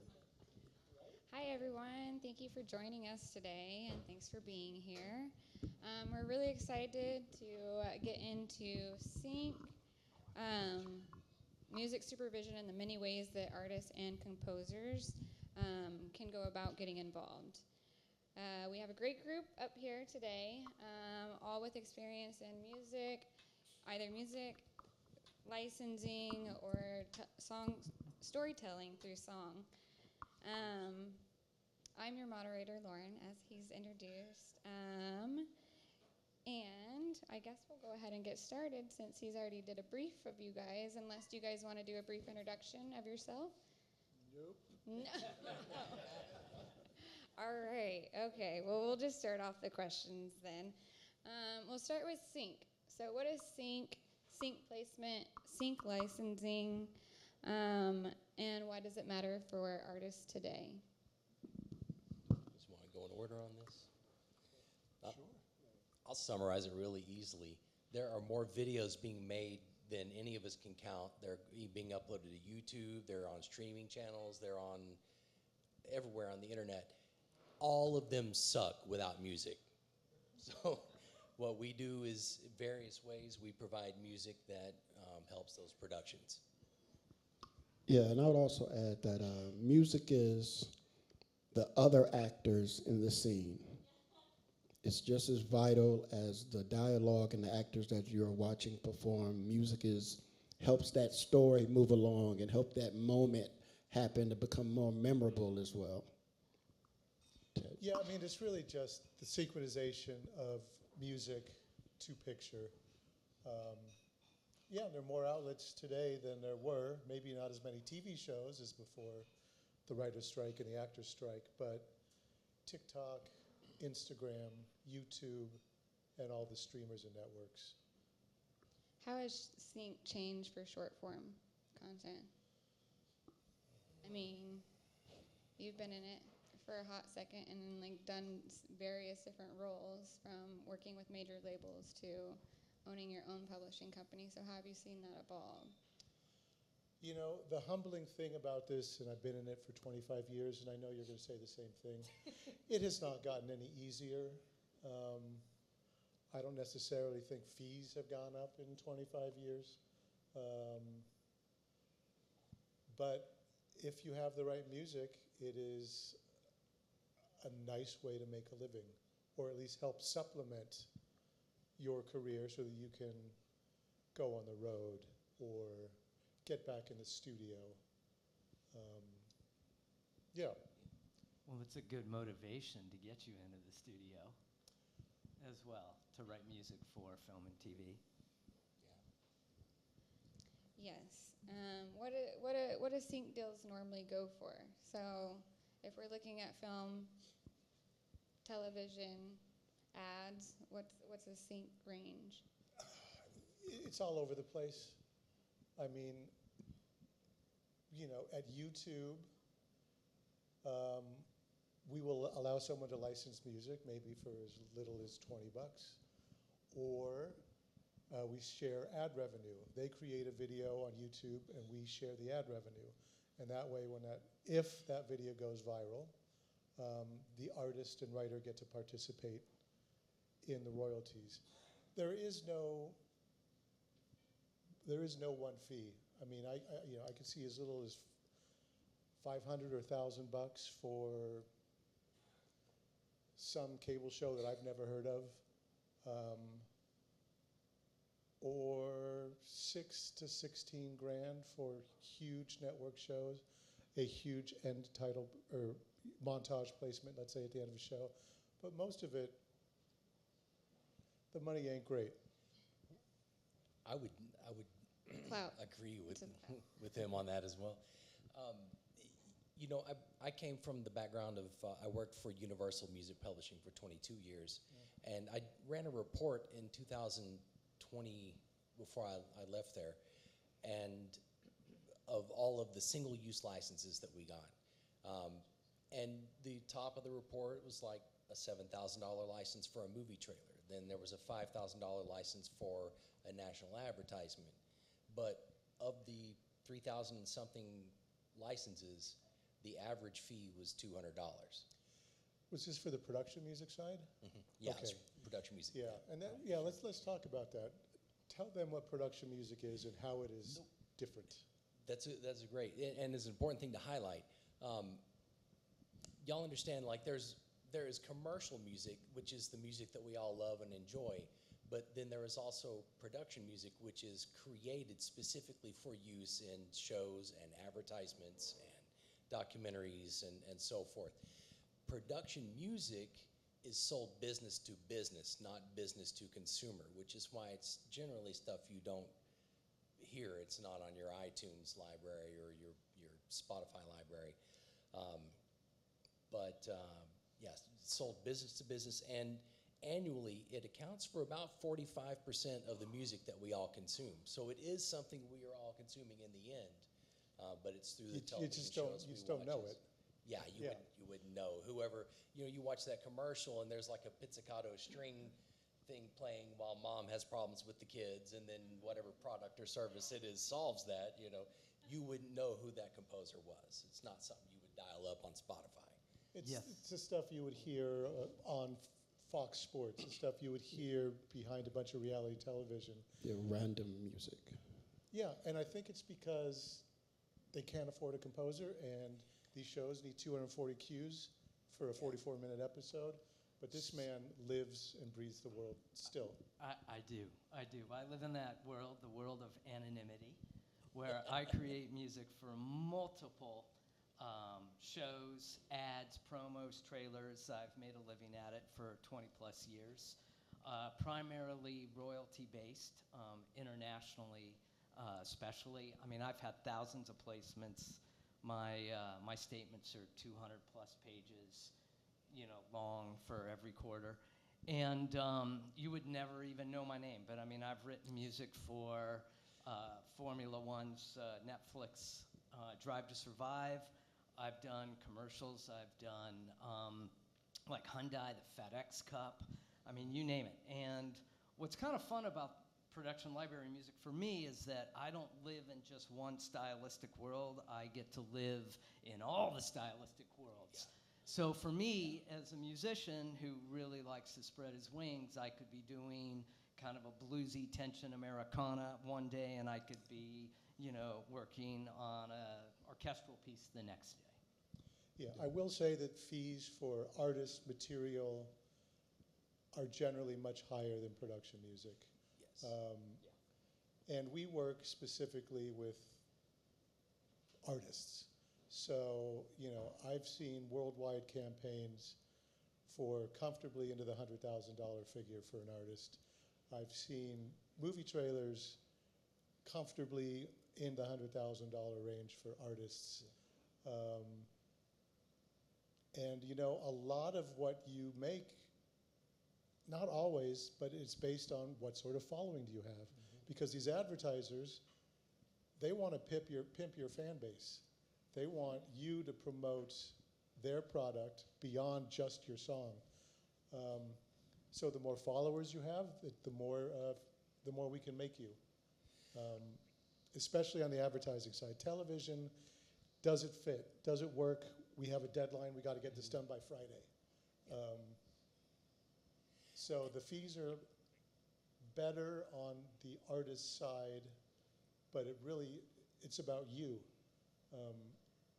Having that following, having a story where we can demand more money. Yeah. And also to that is to record all the time. Always create. Like we were talking earlier, catalog matters.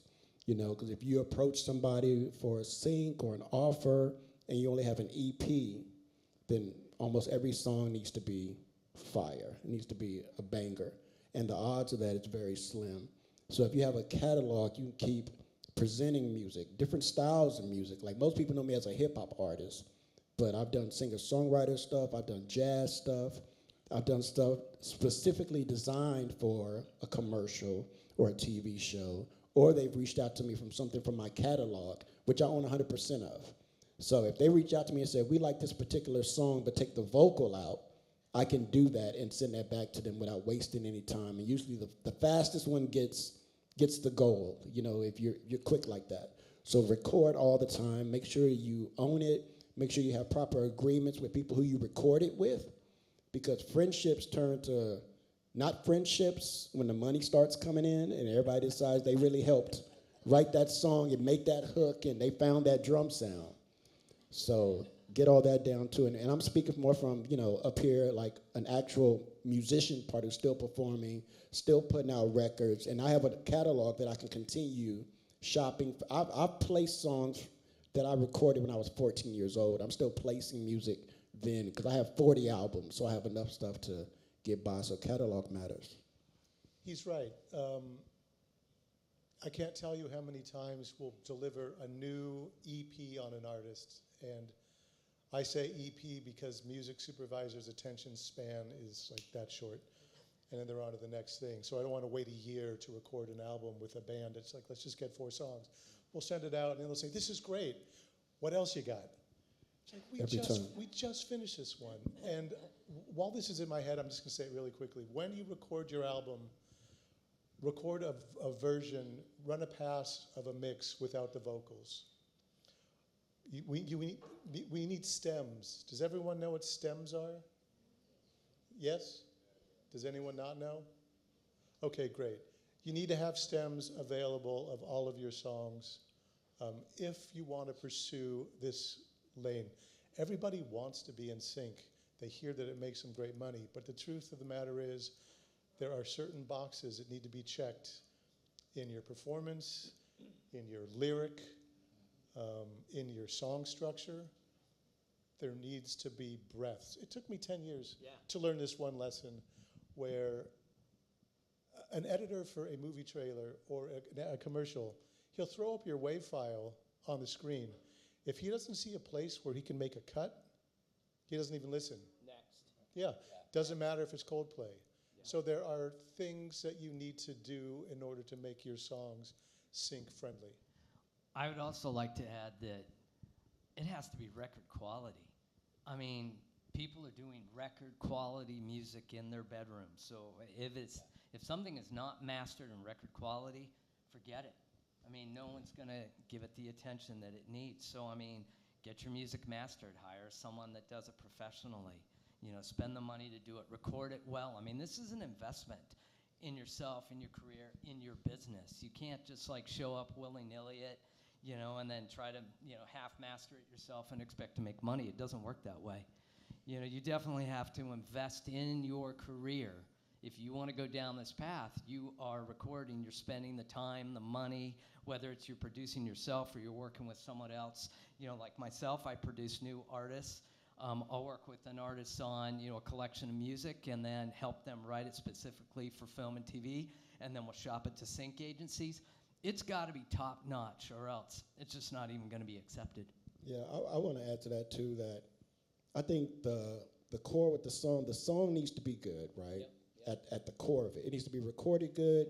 It needs to, you know, convey what it is. Sure. I don't always think mastering is that high up on the chain of it, because in most times they'll sync it and they'll put it in the bed under some vocals or some background. So they'll you know, like with my Breaking Bad placement, the scene is the son is in his room listening on his headphones, right? So they kind of put a filter on the track to make it sound like he's in his room listening on the headphones, right? But my track wasn't like that when I sent to them. So you always got to keep that in mind too, not to put too much on the track that they'll have to take it off when it's time to put it in the scene. But make sure the songs are really good quality, recorded well, you know, they really get your point across of what the song is, and make sure you're approaching supervisors who have done projects that your music fits, right? If somebody does a lot of hip-hop shows, don't send them a bunch of singer-songwriter type of things, right? Really research. And I would say one thing to do with that is watch TV shows, and at the end they tell you who the supervisor is. Reach out to that person on Twitter or whatever, on X, and say, hey, I like what you did here. I would like to, you know, send you some stuff. I'm a producer, and maybe get that moving forward in conversation. That's what's happened with me with Westworld when I did the Westworld thing. You can also look them up on IMDb. There's all kinds of other internet resources. You can find out who's in charge of music for the shows that you love or the shows that you think your music would be good for, and that's a great way to do it. Before I forget, I want to say one more thing about pricing. It's another fine detail, but you can expect that pricing varies depending on the type of usage and on the geographic exposure. So if you sync something for a local car spot for Jim Bob's Ford or whatever, you know, you're going to get paid X. But if that's a regional spot that airs throughout Central Texas, well, that's a bigger paycheck. If it airs in the, you know, a 5-state area, that's yet another bigger paycheck. So those are an important thing to keep in mind, is that what is the exposure going to be? Because even if it's a film, you know, is it going to have international exposure and distribution? You know, the price goes up for that. There's a price, you know, each little tier costs more. Yeah, also, let me real quick on that, is sometimes if I get a placement or a brief for something that they want music to, and they say, our budget is XYZ. Does everyone know what a music supervisor's title and job is to do, by the way? Does anyone know what like a music supervisor actually does? You can tell us. Go ahead, Laura. They can do a variety of things as well. They can source music that's already pre-recorded. They can work with composers to create music, to create score for the film, or anything, really. And then hire musicians as well too to go into studio to create music. So. Yeah, replace tracks that you can't get cleared. You know, maybe sometimes the track's too expensive. Something as well too. Yeah, if the track is too expensive, then bass player died. Yeah, they'll look for an artist who's faster to get it to them, or who's more affordable. You know, tell you my Breaking Bad story is when I was approached with Breaking Bad, they wanted to use CeeLo originally. He was charging $1 million to be used in that thing. So of course they weren't going to do that. So they were looking for other artists. They found my track. They had already synced it to the picture, right? Because they assumed that I would accept the dollar amount, the all-in deal, for what they were offering, and I turned that down and wanted the back-end deal, the publishing and everything else. And I was more in a controlling position because they already assumed that I would just take what they were offering. So you really got to know your worth and know what, think like everything you do is going to be a success and just not accept what they're offering to you at the current moment. And like they say, some placements can be $500, some can be $100,000. It's all negotiable. Sync is probably the last place, I think, where you can really talk about real dollar figures and play around with it a little bit. Well, it's the last place that's fair because the songwriter and publisher generally make the same amount as the sound recording owner. Whereas on Spotify, writers, and on YouTube, and everywhere, writers get fucked. They make about 1/11 of what the sound recording owner makes from Spotify. And it sucks. And everyone's talking about, oh, we got a 15% bump. It's still not fair. And let me also say, this man is a unicorn. There are so few artists who can do the business side, and I would not recommend any of you pursuing music supervisors yourself, unless you've got a really great business mind. It's a very hard job. The people that represent my music domestically probably have 15 salespeople on their staff who talk and are friends with these music supervisors and creative execs. Not that it can't be done, it's just not the most direct path. But this man, he's a unicorn. Thank you, Ted. Yeah. So then, do you have any insight for the independent artists and what route they should go? Should they sign with a publisher? Or should they do it all themselves and submit their stuff to production libraries and hope they get accepted? I think it just depends on where you're at. What advice would you give? I think it depends on if you're an artist or if you're a composer. I think that if you're an artist and you want to put out records and you want to maintain 100% of what you own, of the song, then I would either pursue a music supervisor and create a great relationship over time. It's not going to be done in a heartbeat. Or I would look at pitching to sync agencies who then can take your songs and, depending on the deals there, once it's out of your hands, if it goes to a music supervisor, most music supervisors are not they're going to pay you for the music and they're not going to take any percentage of the sync or the sound recording side.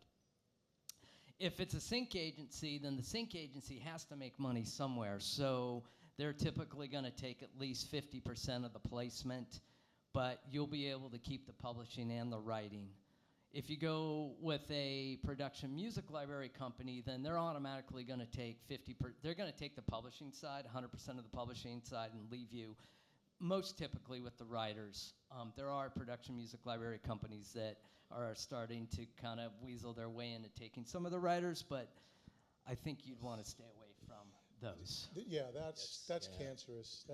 That's a red flag. Yeah, that's a red flag. So you want to stay away from that. Yeah, and you also want to stay away with anyone that says, oh, we'll retitle this song for our library and we'll be non-exclusive on it. Yeah. And you can shop it then to all these Tell other them what companies. retitling is. Explain that a little bit.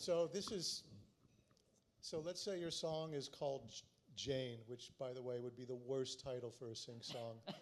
Did you say Jane or Jane? I said Jane. Okay, Jane. And they, and a company comes along and says, "Oh, we'll represent your music non-exclusively, but we're going to call it June, and we're going to own your sound recording, we're going to own your publishing, and then you can do whatever you want and shop this song to a bunch of different libraries." Well, there's nothing unique about having your song in a bunch of different libraries. I would never represent a song that other people represent. The music I choose is highly curated. Our reputation is based on the quality and the artists that we represent.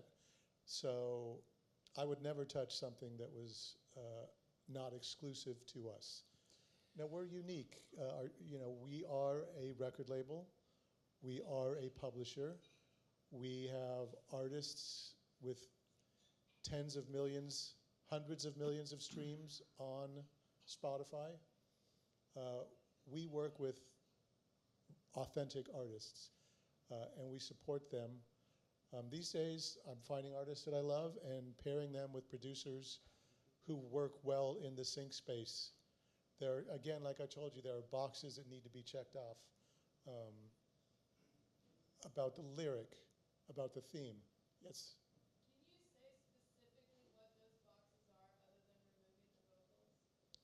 Yeah, that's just on the sound recording side. General themes. I don't want anything too specific. Hold on. Every week. Are you gonna pull out our every week, email chain? No, not ours, but every week I get emails from my partner's company. Briefs? Do your writer splits add up to 100? Right. Don't make me do math. Like if they don't, I'm not going to mess with your track. Oh gosh, yeah, we should talk about that. Everyone who is interested in getting in sync absolutely has to be affiliated with a performing rights organization. Yes. BMI has an office in town, so. Anybody know Mitch Ballard over at Hey, BMI? Mitch. Yeah, I mean, Mitch is great. Mitch is the greatest guy in the world, and Yeah. BMI cares enough to have an office here. So I'm telling people, go with BMI. Right. But you need to be affiliated with a performing rights organization. But like with briefs, it's kind of like what Ted is kind of going to get to. With some of the briefs, every morning I receive around 10 briefs.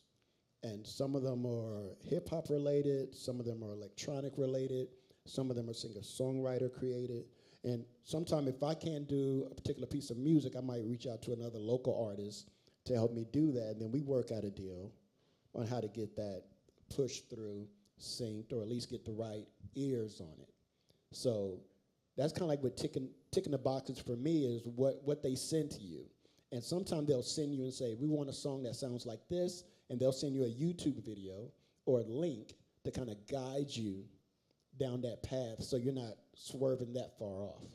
Yeah, but themes, female empowerment is always a popular theme. Togetherness is a popular theme. The shorter the length of your title, I think, the better. Really repetitive hooks. Platonic love. Yes, platonic love. Not love. Not romantic love. Yeah, not romantic love. How about platonic love. How about a clean version? We always have to have a clean lyric version of the songs. In fact, one of my hip hop artists that we've released let's say 24 songs, there's not a swear word on any of these 24 songs. Now, he makes records for himself. It's a very different story. But for sync, we always need clean. Great point. But, set it off, ready to go. Let's do this. Let's get this. New day, brand new day, everything, sunny day. Anthemic. Like, I get that a lot. Yeah, it has to be an anthemic anthem. is for, always. I mean, think of like soccer games, FC. We Will Rock You. Yeah. We Are the F1. Champions. These are Vocalese. classic. Lots of vocalese. Yeah, which is non-lyric vocals. The oohs and ahs. Yep. Na na na na na na na. Chants. That kind of stuff. Yep, that's money for sync. One of my biggest tracks is that. Oh yeah, I'm sure. And it's been, I wrote it in 2008, and every single quarter it's licensed. Yeah. Every single quarter. I love that. Yeah. I Mine love that. too. And it's really important. Generally, I find that the ones that get the most action are up-tempo and feel good. Yes. Or the stomp, clap, swagger rock thing still. I mean, we got to be in like year 6 or 7 of that. It's got to die.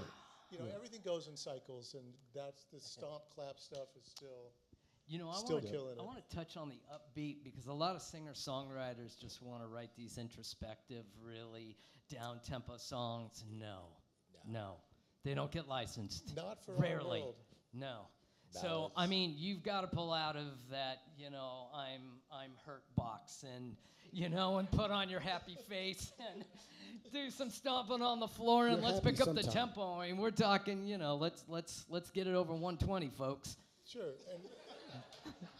Oh yeah, I mean, there's a guy I consider a friend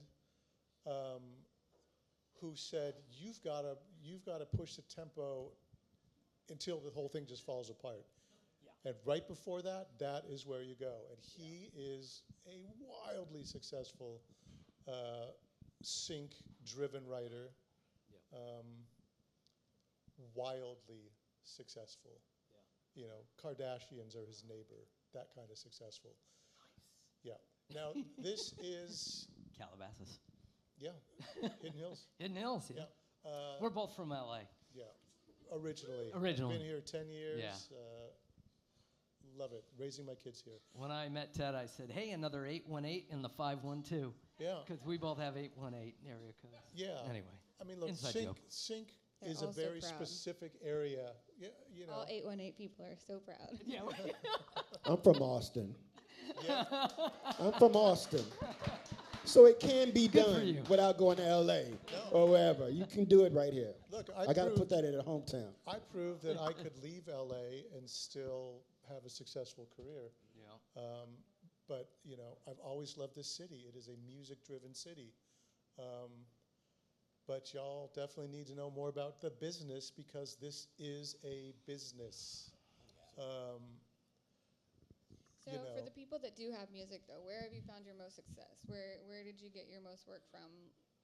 Having your music in libraries or where? Where have I had my biggest success? Well, my business biggest success was starting this company 25 years ago and aligning with Position Music out of LA, which has just grown into a powerhouse. Mm-hmm. They were a sync powerhouse, and now they've got huge hits. They got one of Benson Boone's writers in their family. So many big things that I don't even pay attention to. I'm not on that side. I worked for major labels. I don't want to chase that dragon. My biggest successes are probably licensing artist material to everything, commercials, promos. Every TV show has a trailer now. Video game promos. It took me a really long time to learn that the biggest money in sync is not in show or in game. It is advertising that show or what's aired between the shows, what's in the commercials. That's where the biggest money is. So I am overtly, when I'm looking for music, I'm looking for stuff that can kill in ads, movie trailers, video game trailers. That's what I want because that's how I can make you the most money.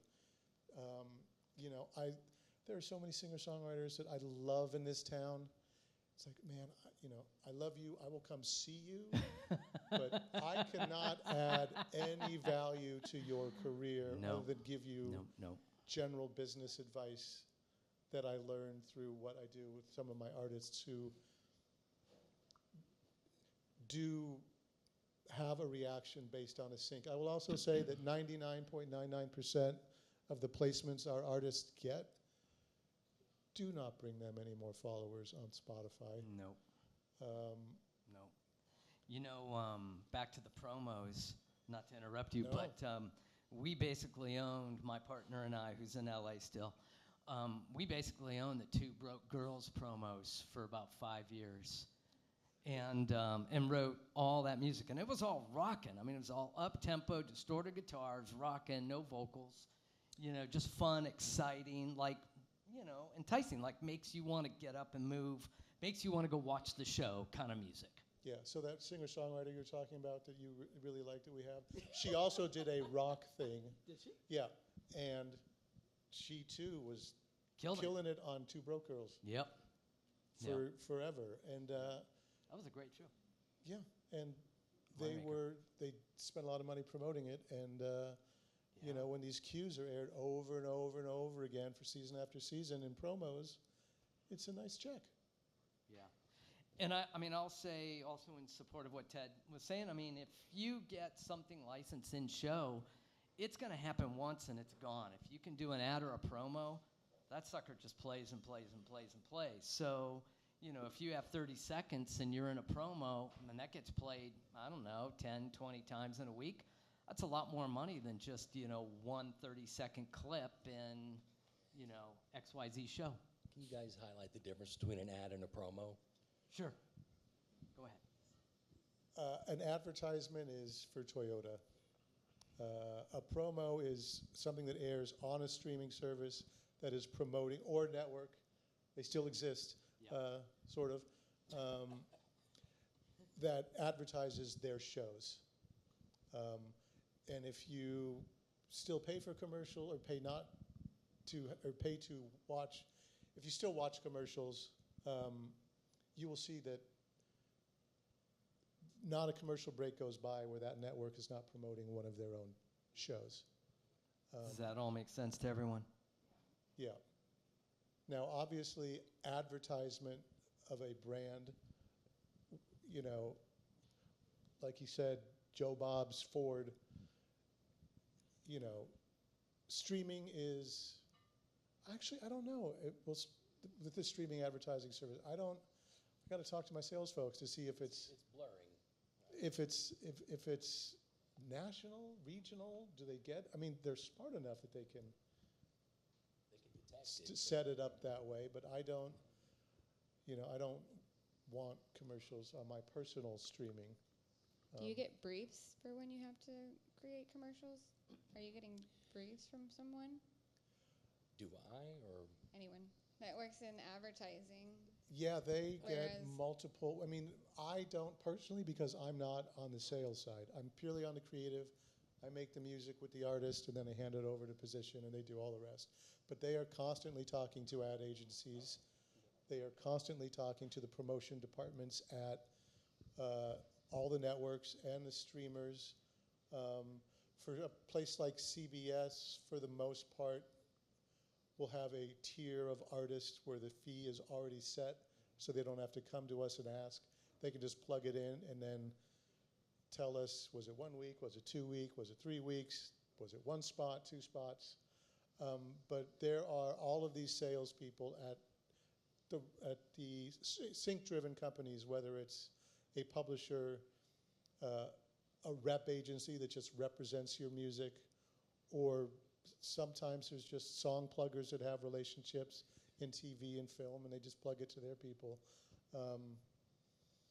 Yeah, but they are constantly in contact, daily, hourly, on chats. Maybe we could illuminate how big this world is.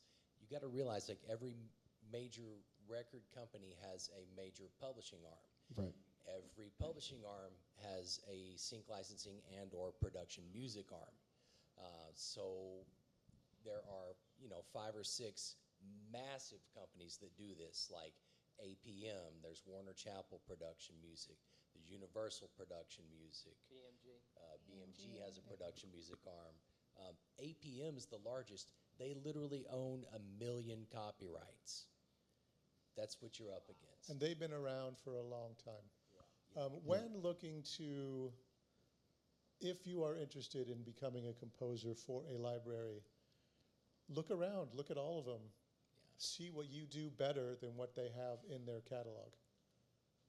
That's the way to get in the door there. So I checked out your library. Is anyone here interested in being a composer for libraries? Okay, good, because I didn't want to waste time if not.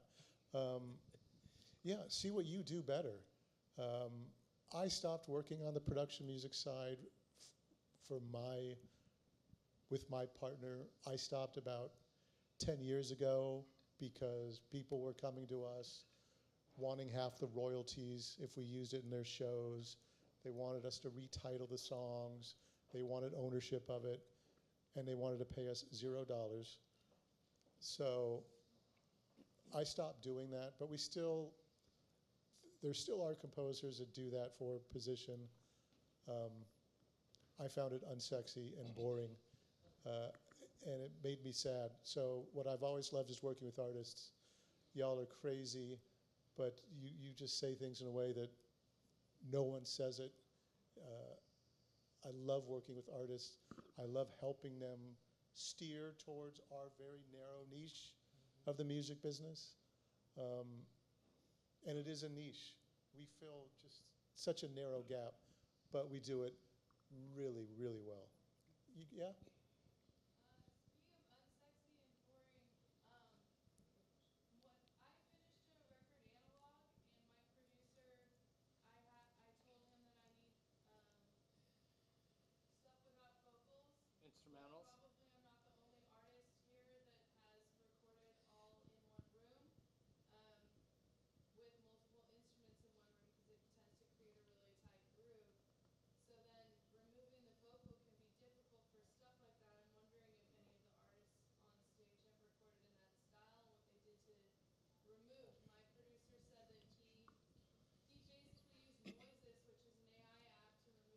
Instrumentals.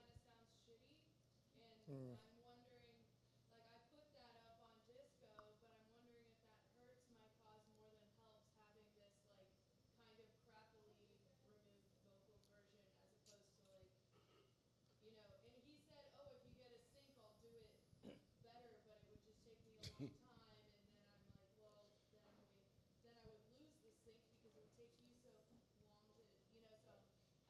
Yeah, I would just say look forward, not backwards. The technology is getting better. There was a track from a band from San Antonio from 2008. They broke up a long time ago. They couldn't find it, and my partner's company called me urgently looking for the instrumental. So I stripped it with one of those software programs and sent it to them. They're like, okay, great, thank you. Yeah. Like, holy shit, that worked. Yeah, I can add to that too. There's a program called Lala. I don't know if it's lala.com or lala.io or something like I that. think that's the one. Yeah. I think we use that. Yeah. And it's Lala. It's a great program. When they reached out to me about being in something that Fortnite is doing now coming up. And they wanted a track that I recorded probably back in like 2008. And I don't have the files. I don't have that computer no more. I don't have anything. So I dumped it into Lala, took out the vocals, and it was very clean strip. Like if you can hear it crappy, then we can hear it crappy too, right?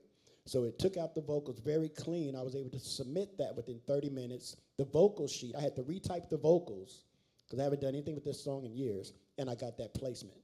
That's great. So I just want to repeat what Ted said earlier. I think it was Ted. Is that when you're working with producer or you're recording your own music and you're finished with the track, make sure that you run an instrumental version. Make sure you run stems at the time that you're doing everything. When you're running the mix and the master for the main track with vocals, also do it without the vocals, and then run the stems. Do it all, save your files, and then you won't have to be faced with this predicament. Yeah, all right? It's 2025. Yeah. You need, for this world, I think you should always have the instrumental for yourselves anyways. But for sync, it's a delivery requirement now that we get stems, which wasn't that way 5 years ago. No. I love those calls we get from a company that wants stems from a production music track from 2006. Right. Like, Exactly. Or 1970. Oh, sure. Well, You I have mean, a APM vintage goes track with way stems. down. Right. Yeah. Let me get that reel to reel out real quick. I mean, I can tell you that on my ASCAP statements, I will see multiple versions of one track, and it'll just say like no horns. So it'll be the name of the track, or no guitars, or no, or say no vocals, or it'll say no bass. I mean, it happens. So if you can run the stems and you can provide them, then whoever the editor is, if they find that there's something in the arrangement that is conflicting with the text that's happening on screen or whatever it is that they're trying to accomplish, they can just remove it. And then your track is still used. And it's not like you get paid less money. So make sure you give options to the editors when it comes to that. There is one strategy, and it's probably not going to work, but if you insist on tracking live in a room, then you maybe want to set up an extra mic or tape it to the one you're using and catch an a cappella so that later on you could maybe do a phase flip and cancel it out. That would get you somewhere. No, I mean, if you think about it in the production process. Sure. But I will say that if Plan you for are doing a live album, you're probably not for sync unless it's a bar scene. It's not your thing. I mean, there are. Look, here's a secret. It's not a secret. Fitz and the Tantrums. Fitz was a sync writer. Was he? Yeah. I didn't know that. Yeah. He writes with sync. I mean, come on, hand clap. He's a great songwriter. A great sync song is also a great song. Yeah. Right. Safe and Sound, Capital Cities, those guys were jingle writers, sync writers. Ex-Ambassadors, the song Renegade, no matter what store you hear, they fucking wrote that for Jeep. And it was a huge commercial, and they made a ton of money, and they write for sync. There are lots of bands out there that write with sync in mind. They also just happen to be amazing songwriters. Ex-Ambassadors, I don't know if Jungle does it, but they sure get synced a lot. Yeah. You know, I was talking to Patrick and Lauren about this earlier, is that I've been here for 5 years. I lived in LA for 25. And I'd really like to do, you know, like a single masterclass, a couple hours, you know, where I can teach everything that I've learned about working with briefs, tempos, feelings, content, you know, the lyrical themes, everything. So I have a notebook. If anyone's interested, I'll, you know, leave it out, and you can put your name and email, and then maybe through Patrick and ATX, we could put something together, and, you know. That's a gift. Yeah. Writing workshop. Yeah. And I want to add to that, one of the most valuable things you can do get into this field is really network with people. Friends help friends. I've had more sync placement from people that were really my friends than just doing business with, right? So go out and meet people. I got my first, you know, I met my first sync person at South by Southwest. I went to a sampling panel that was talking about clearing samples, and everybody was at the day party getting drunk, hot dogs. It was in a big convention ballroom. It was maybe 15 of us in there. We sat around a table. We all, you know, shot the shit, and I was able to get my first sync placement from that person within a week, signing with them and then getting a placement that quick. So meet people, go out there, be your authentic self. Don't go out there and say, I'm the best songwriter. I have a song that's perfect for, because it usually never is, right? We have about 5 more minutes left, so if we want to go into questions, if you had any last minute. We'll go with this guy. Yep.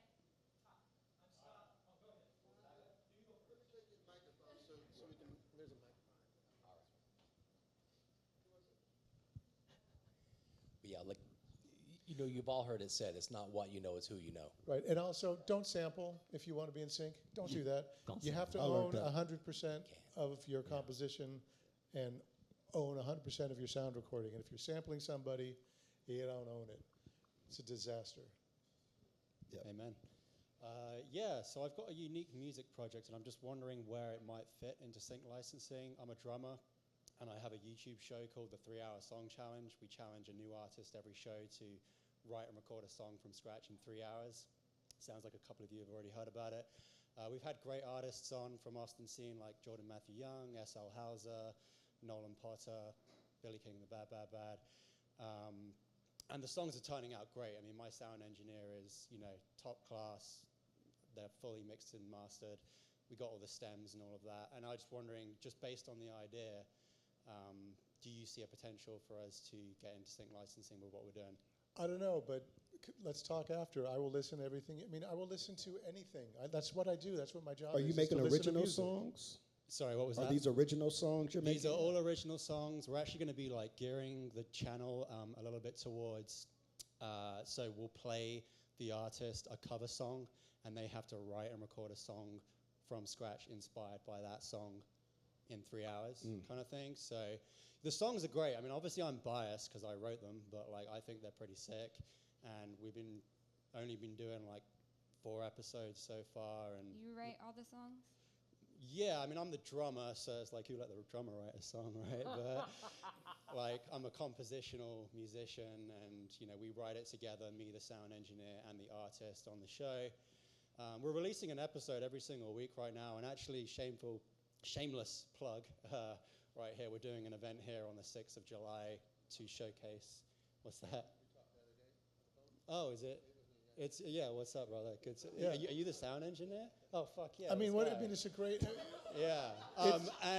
It's a great idea, and it's a great idea. Having worked with songwriters for a very long time, sometimes I used to give them fake deadlines, so they would just finish a song.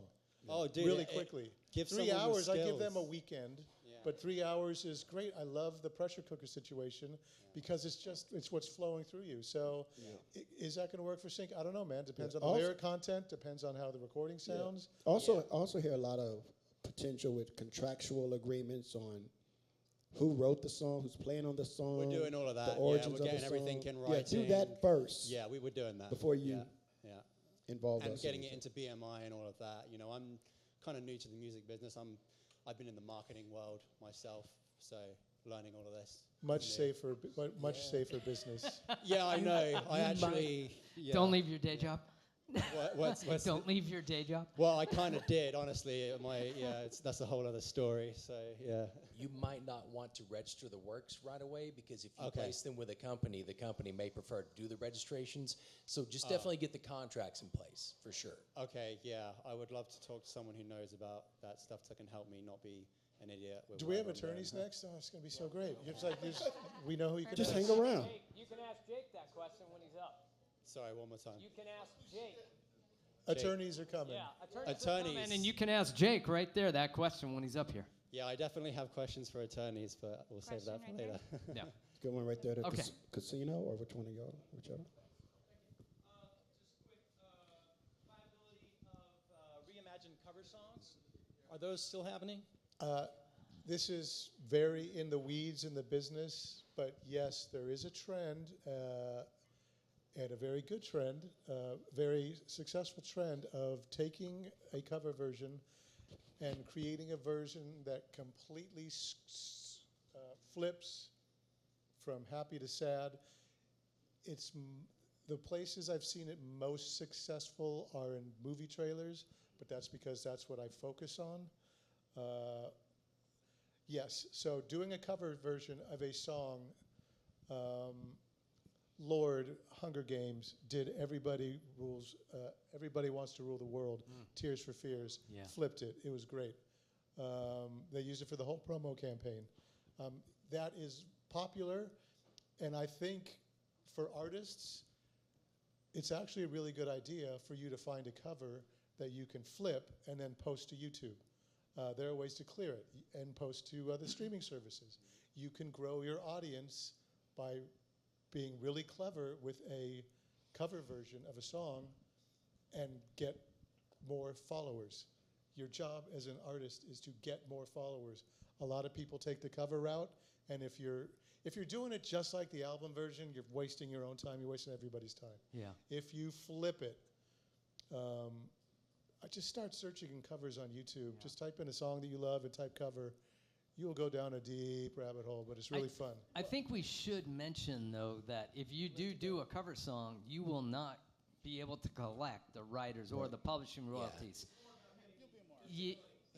So just keep that in mind. Yeah. And publishers do commission cover songs because you got to realize publishers get in a position where they may own the rights, but they don't own the master. So they need a master that they can exploit. In that case, it can be lucrative. Or they just want options for their clients of their evergreen songs. Yeah. Right. We talk to publishers all the time. By we, I mean my partners, because I don't talk to anybody except artists. They get approached all the time, and we ask them, like, hey, can you give us a list of the songs that are clearable that you would like covers on? Because we don't want ones with estates that always say no. So they provide, Universal, all the majors provide our partners with a list of songs that they want covers on that will be clearable for whatever. Right. Christina? Hey, how's everybody doing?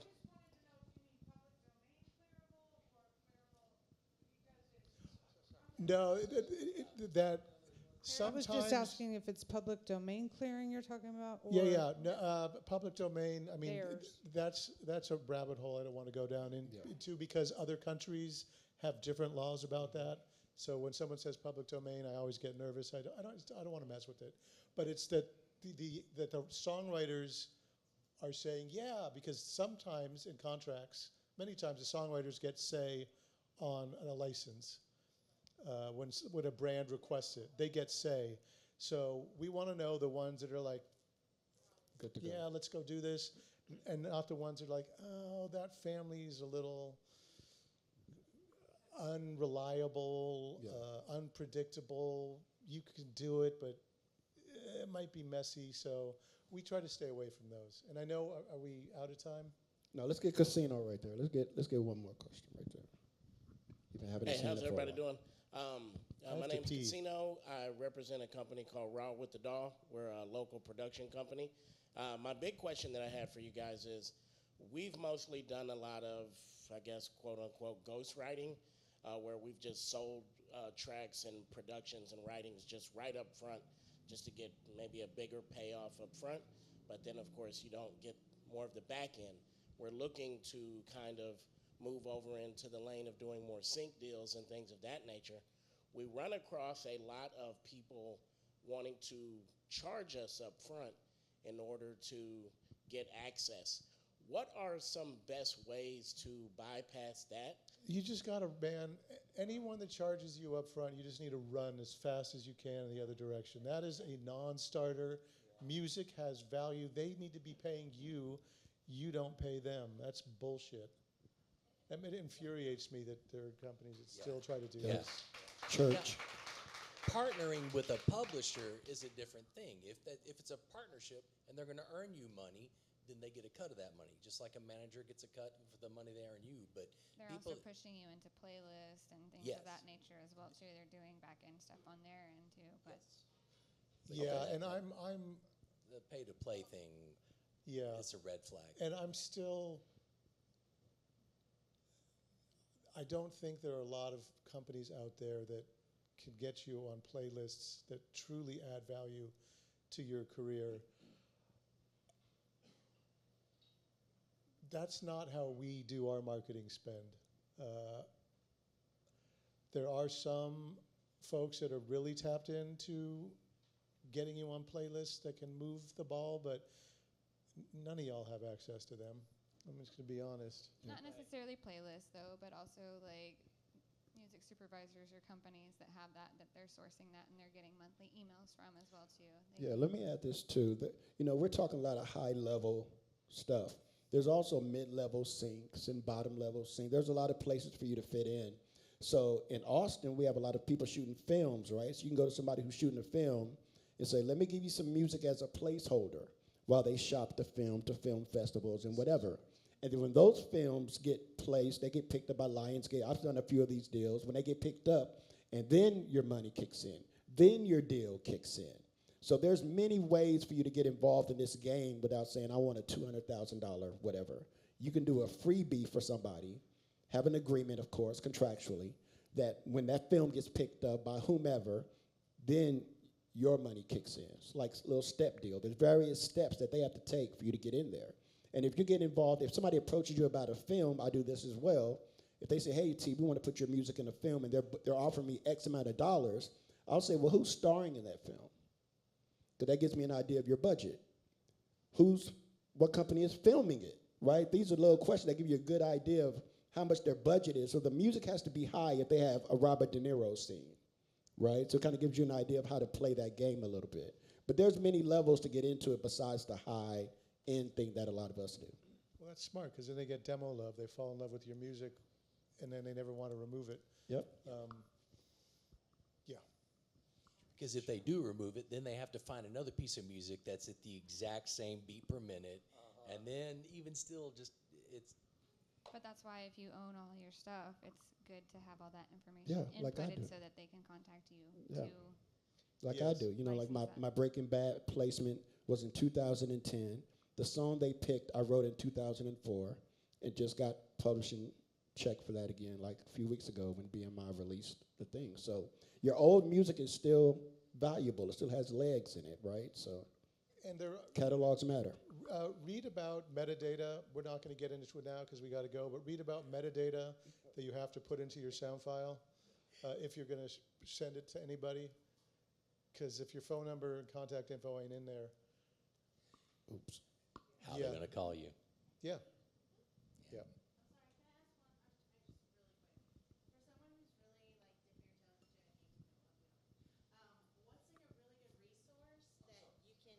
If you need a little hand holding or something, like a course or a book or pay one of y'all or something like that? Like someone like me who's like, oh my God, because I know it's easy to get blacklisted. So Chat GPT. I'm not kidding. Or Grok. Yeah. Grok is very There's so valuable. much information available to you out there, and you can ask the stupidest questions at ChatGPT, So- and it course corrects you. So one of the questions that I was hoping someone would ask is the question you just asked. So Guild Music of Supervisors, they're in LA. They hold a yearly conference. That's one option. Number two is, I don't think Morgan McKnight's here. I was hoping she was going to be here, but she runs Production Music Association called PMA. They also have a conference every year called PMC, which is Production Music very good Conference, place to and that's in mingle LA. with Then there's also Music Expo or Muse Expo. Muse Expo. Yeah, and then there's also Sync Summit. So like in regards to metadata, Mark at Sync Summit is very forthcoming with information on metadata.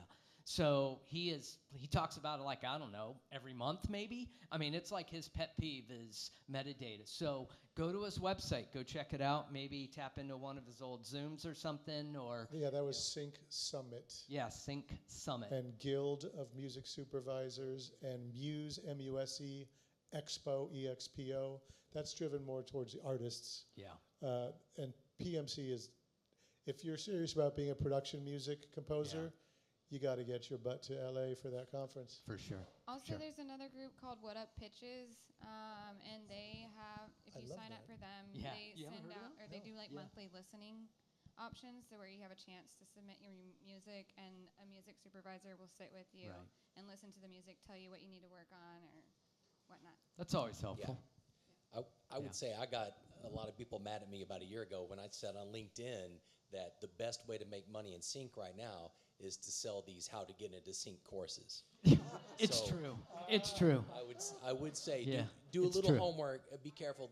There are some great ones. There are prominent music supervisors like Jennifer Piken that offers a training course. Right. But then there are also some kind of shadier ones that will take your money and so be careful. Yeah, Shop and as an independent artist, one thing I like with Sync and the people I deal with is I'm able to actually call them and have a conversation with them and like, how are you doing? How's the weather? What's going on with my music? What when you sign up with Taxi or whomever, there's 30,000 writers. Who's gonna call you and tell you what your song is doing, or tell you where it's being placed? I'm able to say, no, I don't want my song in that. Yes, I want my song in that. No, I want this, I want that. And I'm able to talk to them directly and know the direction of the brand, of the music, and keep it in line with who I am as a person as well. Unicorn. Because what if you want that carve out for politics, and you don't want your stuff being used for political stuff you don't agree with? Well, that's easy. We don't do politics. We don't do adult entertainment. We stay away from that stuff. It's probably for the best. Guys, thank you so much. Yeah. Once again, Brian Kelly, Ted Lowe, Tierney Johnson, Jason Rudd, and Lauren Kubala. Let's give them a big hand. Now, sweet.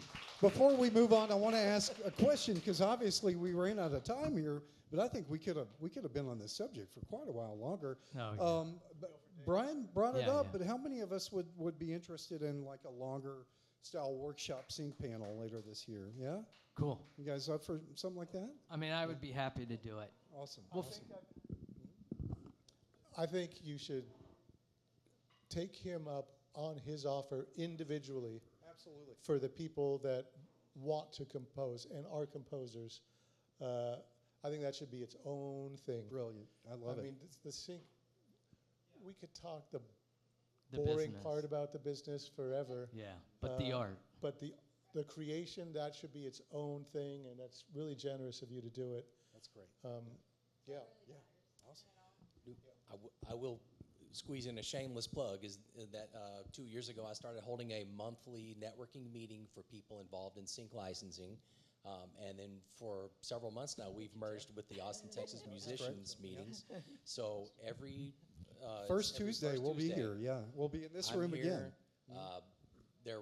Last time there were probably 15 people from my group that came. Morgan McKnight, the executive director from the Production Music Association, was here. So there is a brain trust here in Austin, and we're trying to grow it, so help us do so. Thank you guys so much. This is amazing, truly. If anyone Thanks has again. any recommendations on punk, send them my way. And I want to remind everyone, we are doing a happy hour mixer after the legal panel. So if you guys stick around and you guys want to interact and ask more questions, these guys will probably still be around, I guess, for a little bit. Okay, yeah, awesome. And I brought a notebook with a pen, so nice. I guess I'll just set it over here and everybody can fill it out. Yeah, that's cool. That's perfect. Again, thank you. Big round of applause. Thank you, guys. Yeah, absolutely. Thank you so much, brother. This is great. Thank you. Oh, I love you. I love you so much. All right. Next panel, we're just going to move right into it so we can be respectful of everybody's time.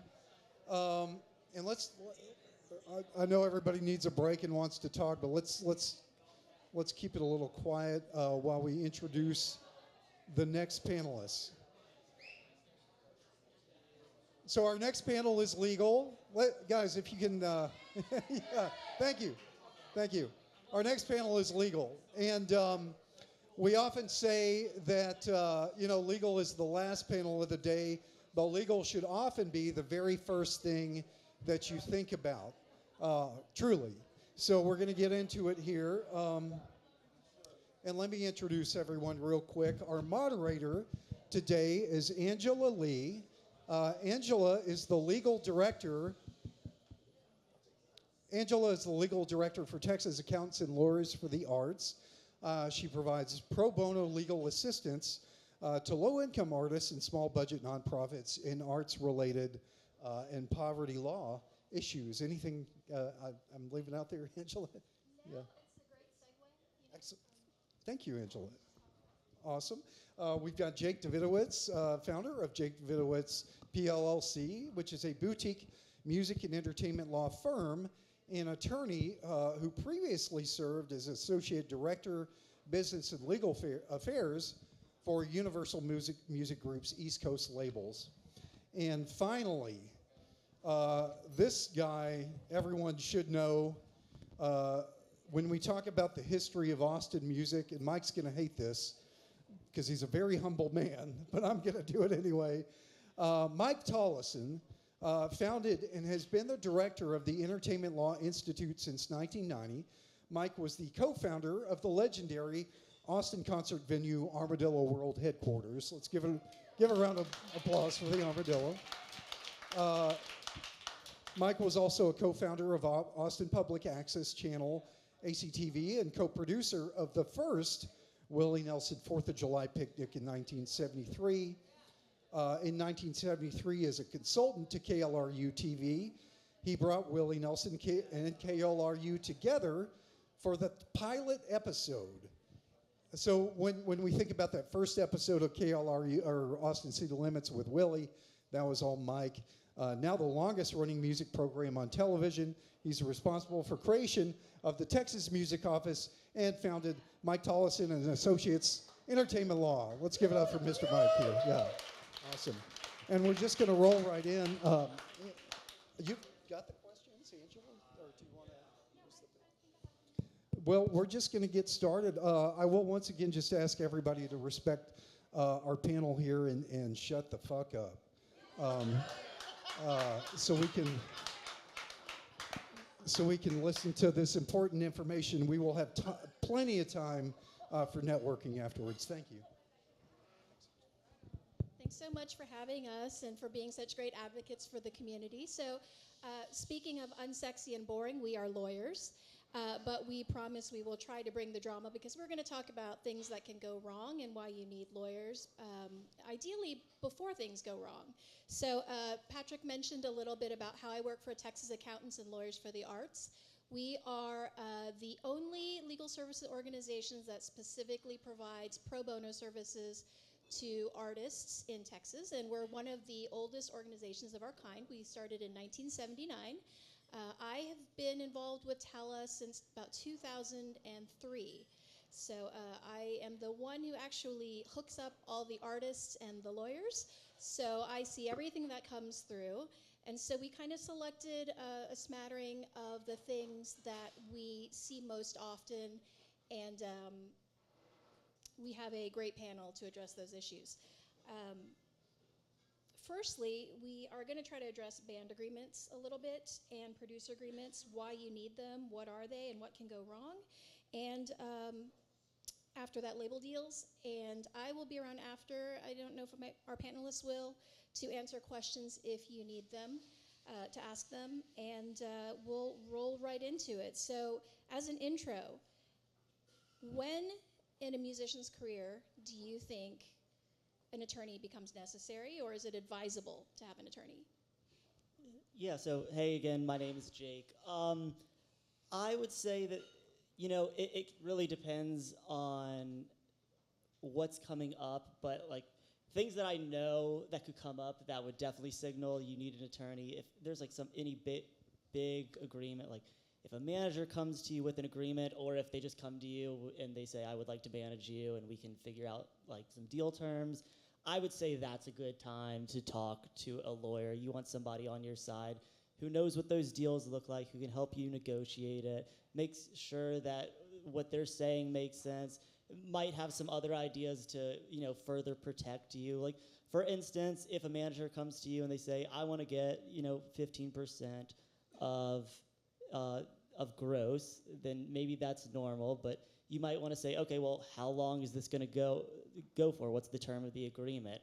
And then a good lawyer can tell you, like, you might want to negotiate something called a sunset clause. So, that the manager might not be getting a percentage for perpetuity. You can put a bit of an end to it. So that's definitely an instance that I think an artist should be looking at hiring an attorney.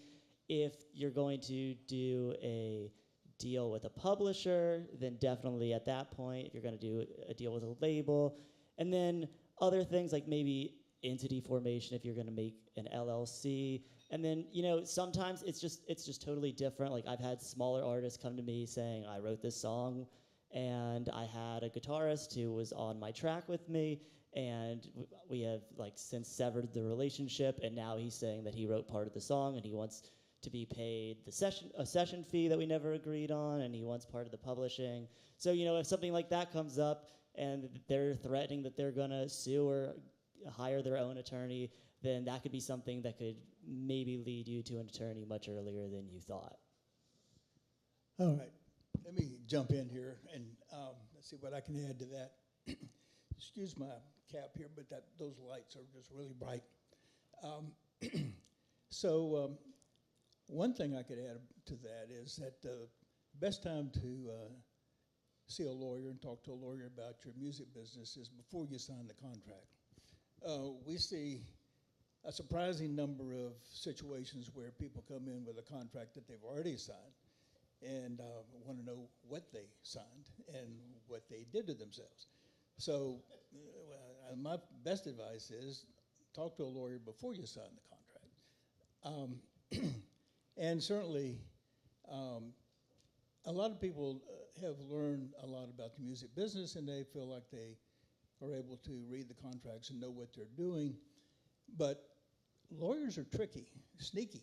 There's a lot of stuff in those contracts that you might not recognize right off. When you read it, it may look pretty simple and pretty innocent, but there's some language in there that's going to do some things to you that you may not catch if you're not a lawyer familiar with the music business. And so one thing you want to do is be as knowledgeable and educated as you can be before you talk to a lawyer, particularly so that you can utilize their time in an efficient manner. So if you have, and there's so much material now, there's so many books, there's so much information available on the internet, with the Texas Music Office, for example. There's so many good books, and you can self-educate just by reading those books until you feel like you really have a pretty good grasp of how the music business works with regard to what you're doing. And then what you can do when you find a lawyer to talk to is you can ask them intelligent questions. You can save a lot of time by being up to speed with regard to terminology and how things work. So that's what I encourage, is that you get as educated as you can be on your own, then find a lawyer to make a friend. I mean, I don't think you have to wait until you have a deal in hand. If you can identify a lawyer that you think you want to work with, most of the entertainment lawyers I know would be responsive to you if you just simply find a way to make contact, say who you are, introduce yourself, and establish a relationship so that whenever you do have that contract to look at, you've already got that established. So go ahead and start thinking about who you might want to work with. And then, as Jake said, you certainly want to use a lawyer to review any contracts that you're about to sign, and they're going to come up in the form of publishing deals, management deals, things related to copyright, because the copyright law underlies all the entertainment business, and so it's going to touch everything you do if you're creating original material. And so you're going to need to be familiar with that, or you're going to need to know a lawyer that can advise you about copyright, regardless of where you are in your career if you're creating original work. So I'm actually going to say, have a much more general answer based on what I've seen. I think that every musician could use an attorney if they are collaborating with anyone, and if you think there will ever be money involved. Based on what I've seen, you just kind of never know what can happen, and legal services are actually not as scary to get, use, or pay for as people think. There are so many resources, and we'll try to cover that a little bit at the end. But one of the interesting phenomena, so as entertainment lawyers, our job ideally is transactional, right? We drop contracts, everyone signs it, everyone's happy. We basically write down the things and memorialize what everyone has agreed upon. The reality is what we see is a bunch of disagreements because people have neglected to write something down or don't agree on what they had shaken hands over before. One of the phenomena that I see at Tella is that after festival season, we get a whole bunch of band members, sometimes different band members from the same band, coming to us saying, I want to quit this band, however, I wrote all the songs, and they're continuing to perform them. Or, the band name is mine, but I want to leave the band, and they still want to use the band name. And so how can musicians prevent the fallout from these kinds of disagreements? Yeah, so there is something called a band agreement that if you're in a band with people other than yourself, I highly recommend you get. You draft one, have an attorney draft it for you. You're going to really need to have this agreement, and you really want to get it at the beginning while everybody's getting along. I know it can feel like you are projecting some doom and gloom over the future of the band, talking about what happens if the band, no longer exists, but it's a much better time to talk about it while you all get along than when something's like exploded and nobody's getting along because everybody's going to go for each other's throat.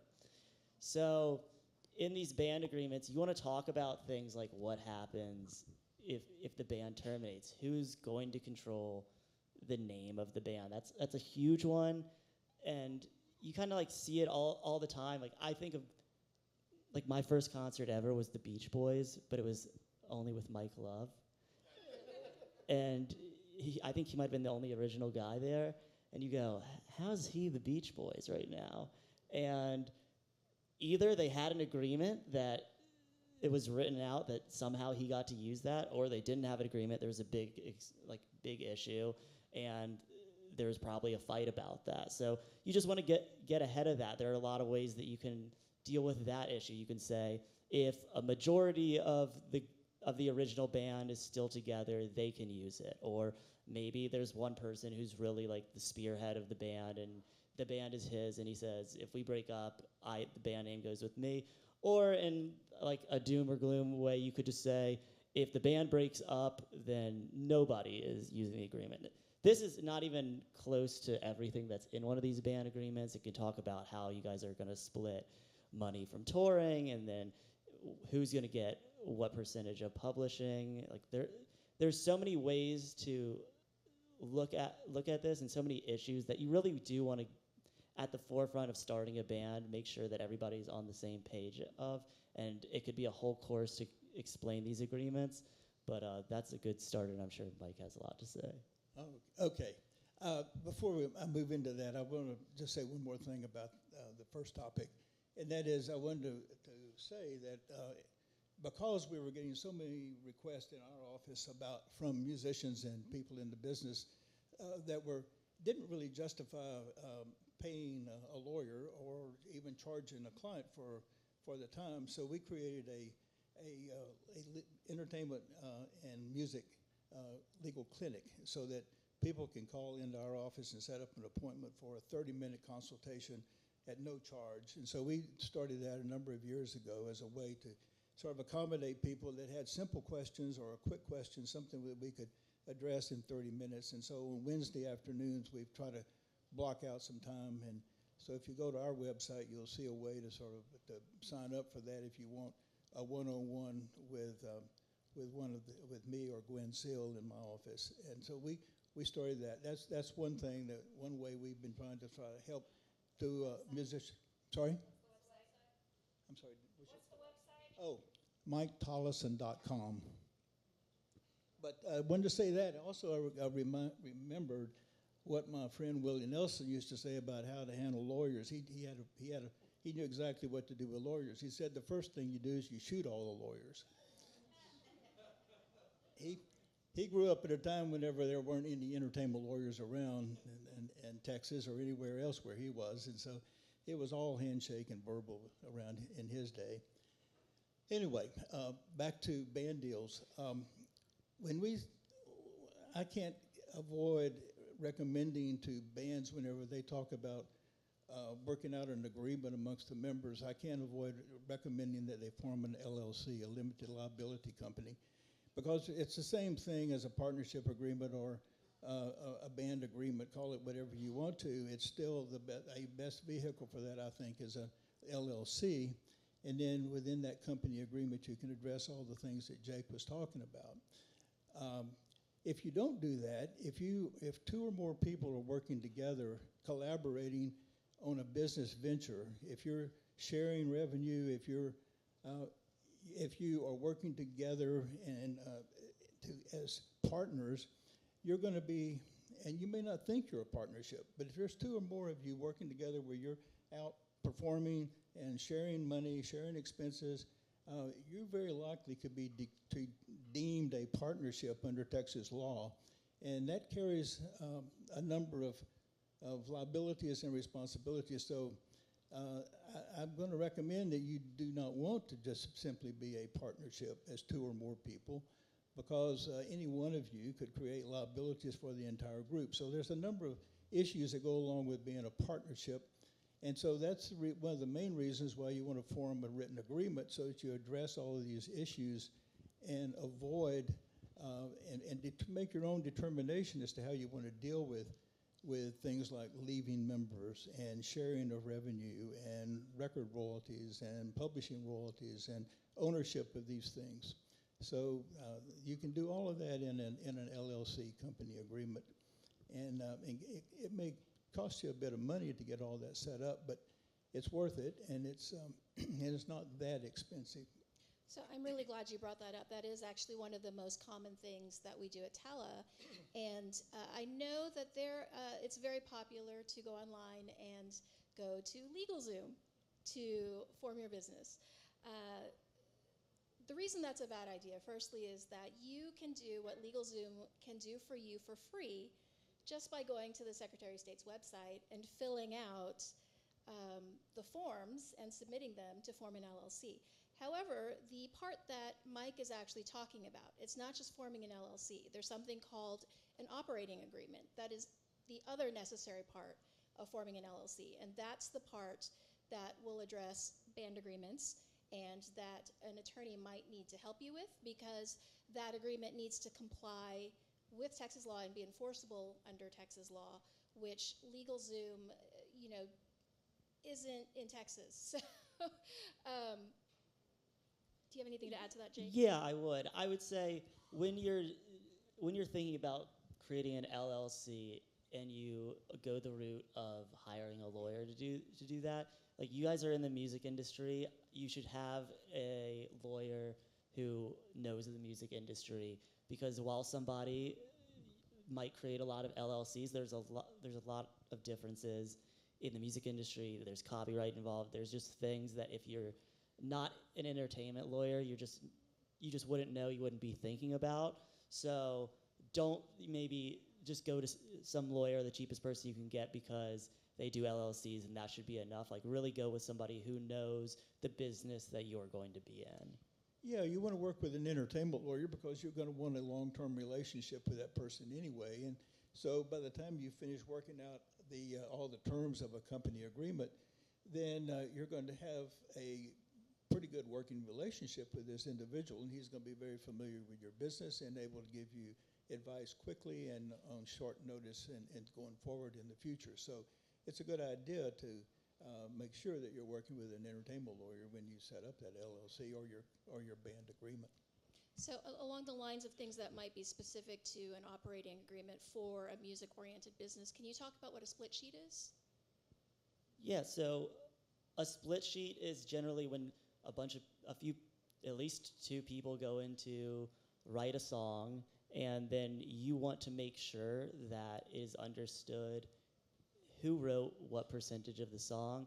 This is, when we were talking about syncs, it's going to be really useful because the songwriters have to be paid, and everybody is going to want to know who's getting paid the right amount. Then also, in these split sheets can sometimes, like, if an artist, let's say somebody signed to a big label, and then somebody is going to be writing for one of the songs on this artist's album, there might be certain language that's not in every split sheet that says like who's going to control if there needs to be an approval for a sync, like who has the right to approve or disapprove of that. And those are things that you might also want in a split sheet that I see all the time that aren't in that. And you might not, and some people don't want that in there. Like it might be to your advantage to not have that language. But like if you're an artist and you're just hiring somebody to write with you, it might be something that you'd be interested in. And that's just one of those things that it can be useful to have a music attorney who can kind of guide you there if you wouldn't come up with it yourself. And so can you give us a real world example of something that you saw maybe when you were at a record label of a band who had recently signed, something that may have happened, sorry to put you on the spot, because they didn't have these agreements in place beforehand? Yeah, so prior to this, I was working in New York for Republic, Def Jam, and Island Records, and we would not even be able to release a song or an album if we didn't have like proper split sheets, and if you did release something and then somebody comes up and they go, hey, I actually wrote on that song, it can halt the entire release of an album, and it happened all the time. So, definitely as you move up, people are gonna make sure that you have these, or else your music is not going to get out. And one thing we've seen at Tala more than once is people who disagree on who wrote a song, so they rush to copyright it. Like, one person will seek to copyright it before the other person, and then it becomes a really, really big mess, because then you have a disputed copyright. We've seen it with trademark also. And so, Mike, aside from the split sheet, if someone came into your clinic and they gave you a band member agreement to look at, just scanning it, just looking at it briefly, what are the things that you would want to see, and what are the red flags? We're talking about just a complete band agreement that covers everything? Yes, or an operating agreement. Well, as Jake already sort of outlined, you want to see who the members are of the company. You want to see who the managers are of the company. The managers in an LLC are the people that make the business decisions. Sometimes that's the entire band. All the band members may be equal. Sometimes maybe one or two or designated individuals are the managers of the company. That's something that is decided at the time that they set up the LLC. So you want to see who's got the authority to act on behalf of the band. If it's And so usually the agreement's going to address what they've done about publishing. So did they decide to that the company, the LLC, is going to own the publishing rights, and is it going to be a company publishing agreement? And then that's going to administer the songs, and then who has the authority to represent that entity? And sometimes bands decide to set up individual publishing companies and retain, so that each member retains ownership of their copyrights under their own publishing company. A lot of bands, of course, there's only one or two persons that are doing all the writing, and other members are not doing the writing. And so those individuals who are doing the writing, they often will want to set up their own publishing company outside the LLC. But then they will then have a deal with the band LLC with regard to the use of those songs and mechanical licensing and things like that. So, it depends on what the issue is when they come in. Okay, and so how does that change if you are not working with a band, but say a singer-songwriter who has collaborators? What do you recommend in those situations, like work-for-hire agreements, et cetera? Yeah, I think if you guys don't know what a work-for-hire agreement is, I think they're really important, especially if you're going to be hiring people to be on your tracks and your album. So these agreements are basically, they might outline how much you're going to pay the guitar player, and then often it will say something like, you retain no ownership or rights in any of the underlying works that you're recording on for me. And this is really good. I gave the example of the artist who came to me who had a falling out with the guitar player, who was now saying, I was supposed to get paid, I have rights in this. And if you have that signed agreement, then that can really nip that in the bud pretty much immediately. And it is super helpful. And as you get more established, and if you go to a label, they're going to want to see those, because it ensures that people are not going to come out of the woodworks and make a claim on your music. Well, I'll try to add something to that. If two or more people collaborate on to create a copyrightable work, such as a musical composition, then unless there's something in writing, they're going to be joint owners of that copyright. And so even in a recording situation, if you are working with other musicians in a recording studio, if you're working with a producer, if you've got a collection of people that are collaborating to create a creative work, there's going to be the question as to who's going to own the copyright in the work.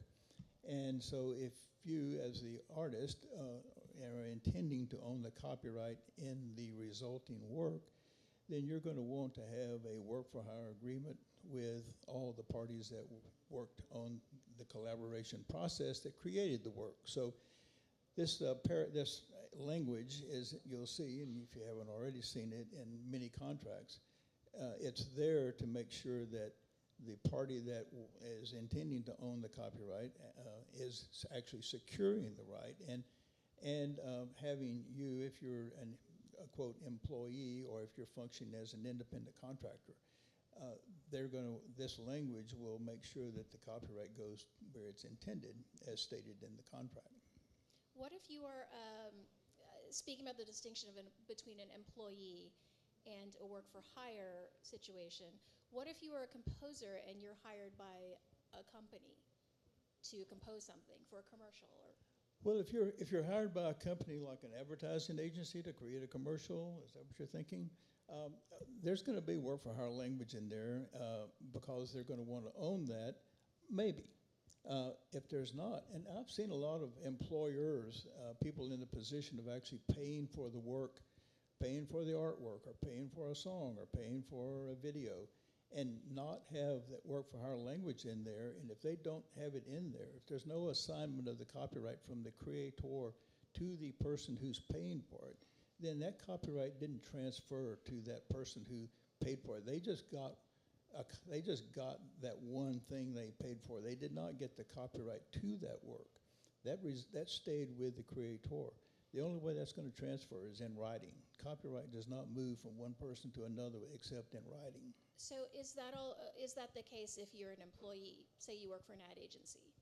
If you're an employee, then if you're actually a true employee of a publishing company or an ad agency, and you're writing, or your assignment, your work, your scope of your work and the scope of your employment is to create something that is copyrightable, then the employer is going to own that work and is going to own the copyright in that work. Do you have something to add to that, Jake?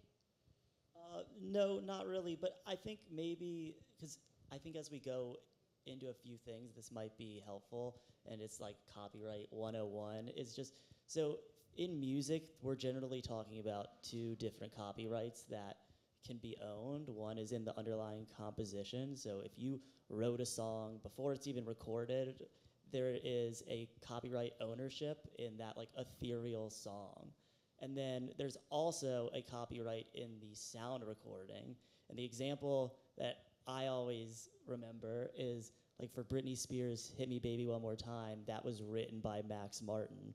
So in theory, Max Martin or his company might own the copyright in the composition of Hit Me Baby One More Time.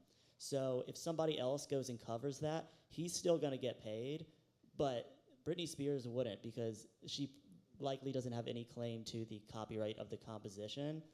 She only, has probably an interest, or the record label only has an interest in maybe that version of Hit Me Baby One More Time, or whatever they own through their recording contract with Britney Spears. And then, so that's something that needs to be understood, because it comes up in sync. It comes up when we're talking about record labels. That is generally that's the sound recording, and a publisher is going to be dealing with like the underlying composition. So that'll be helpful as we talk a little bit more. Speaking of like Britney Spears, and many times you'll see the producer credited as the writer of a song. What about producer agreements?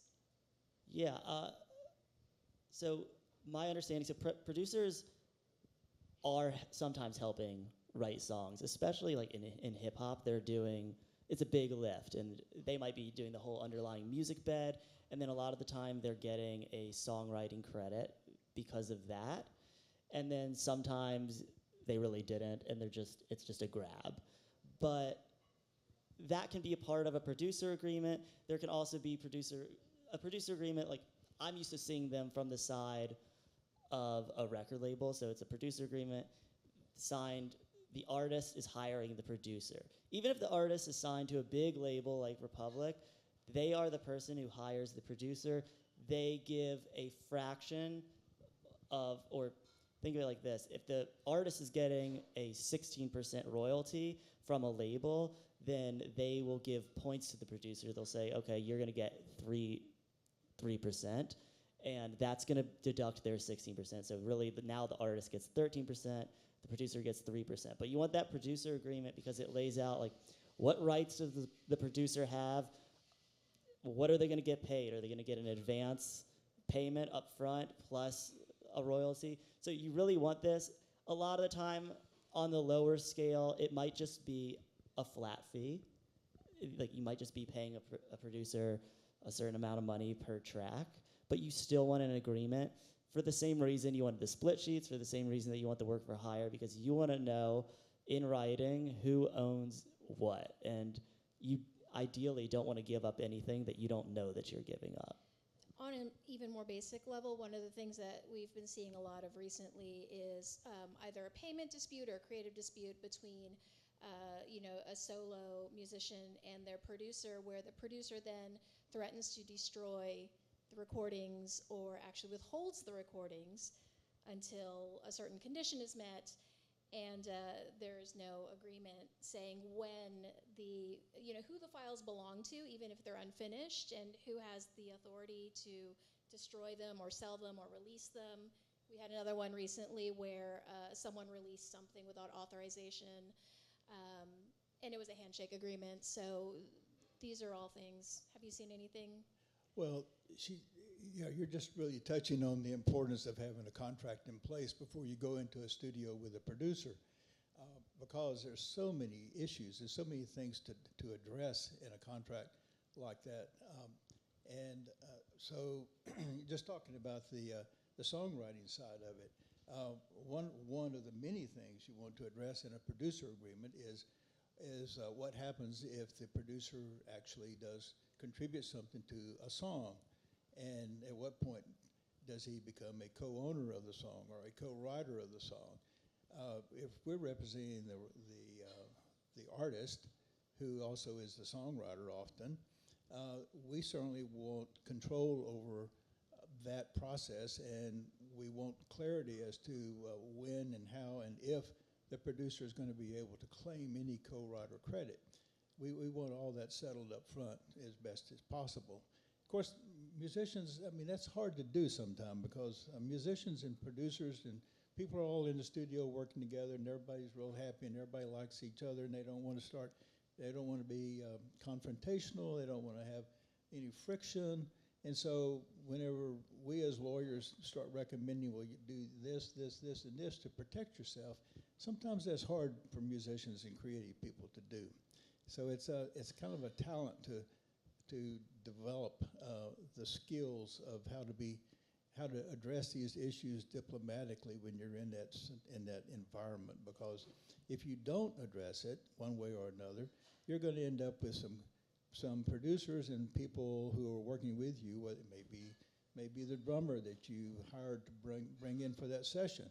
It may be, we don't know who, but somebody is very likely going to claim that some part of that song was original with them, they contributed to it, and they think they're entitled to a songwriter credit. So that's something that has to be thought about before when you go in.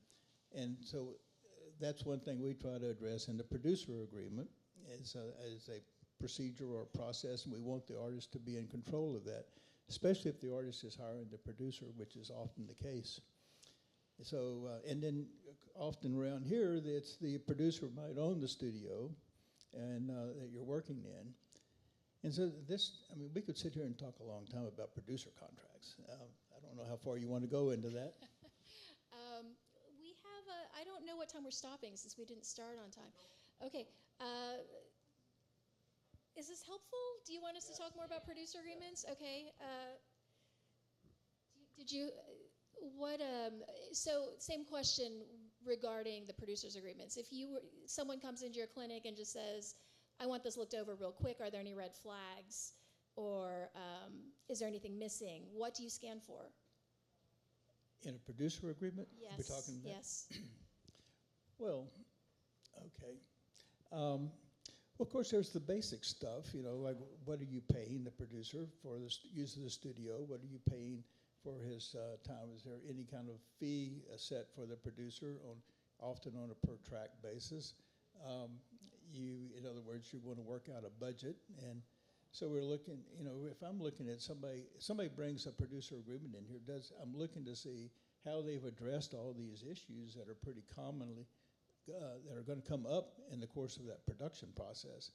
And so that's the money being paid, the time frame for it, doing it, what the producer is going to deliver at the end of the day. What is the scope of their assignment? Are they just simply working as a producer, or are they doing the mix, or are they doing the mastering, or what are they delivering specifically? That's going to need to be addressed. And then sometimes producers are often interested in a royalty participation if the record is successful. So you want to get into the royalty calculations.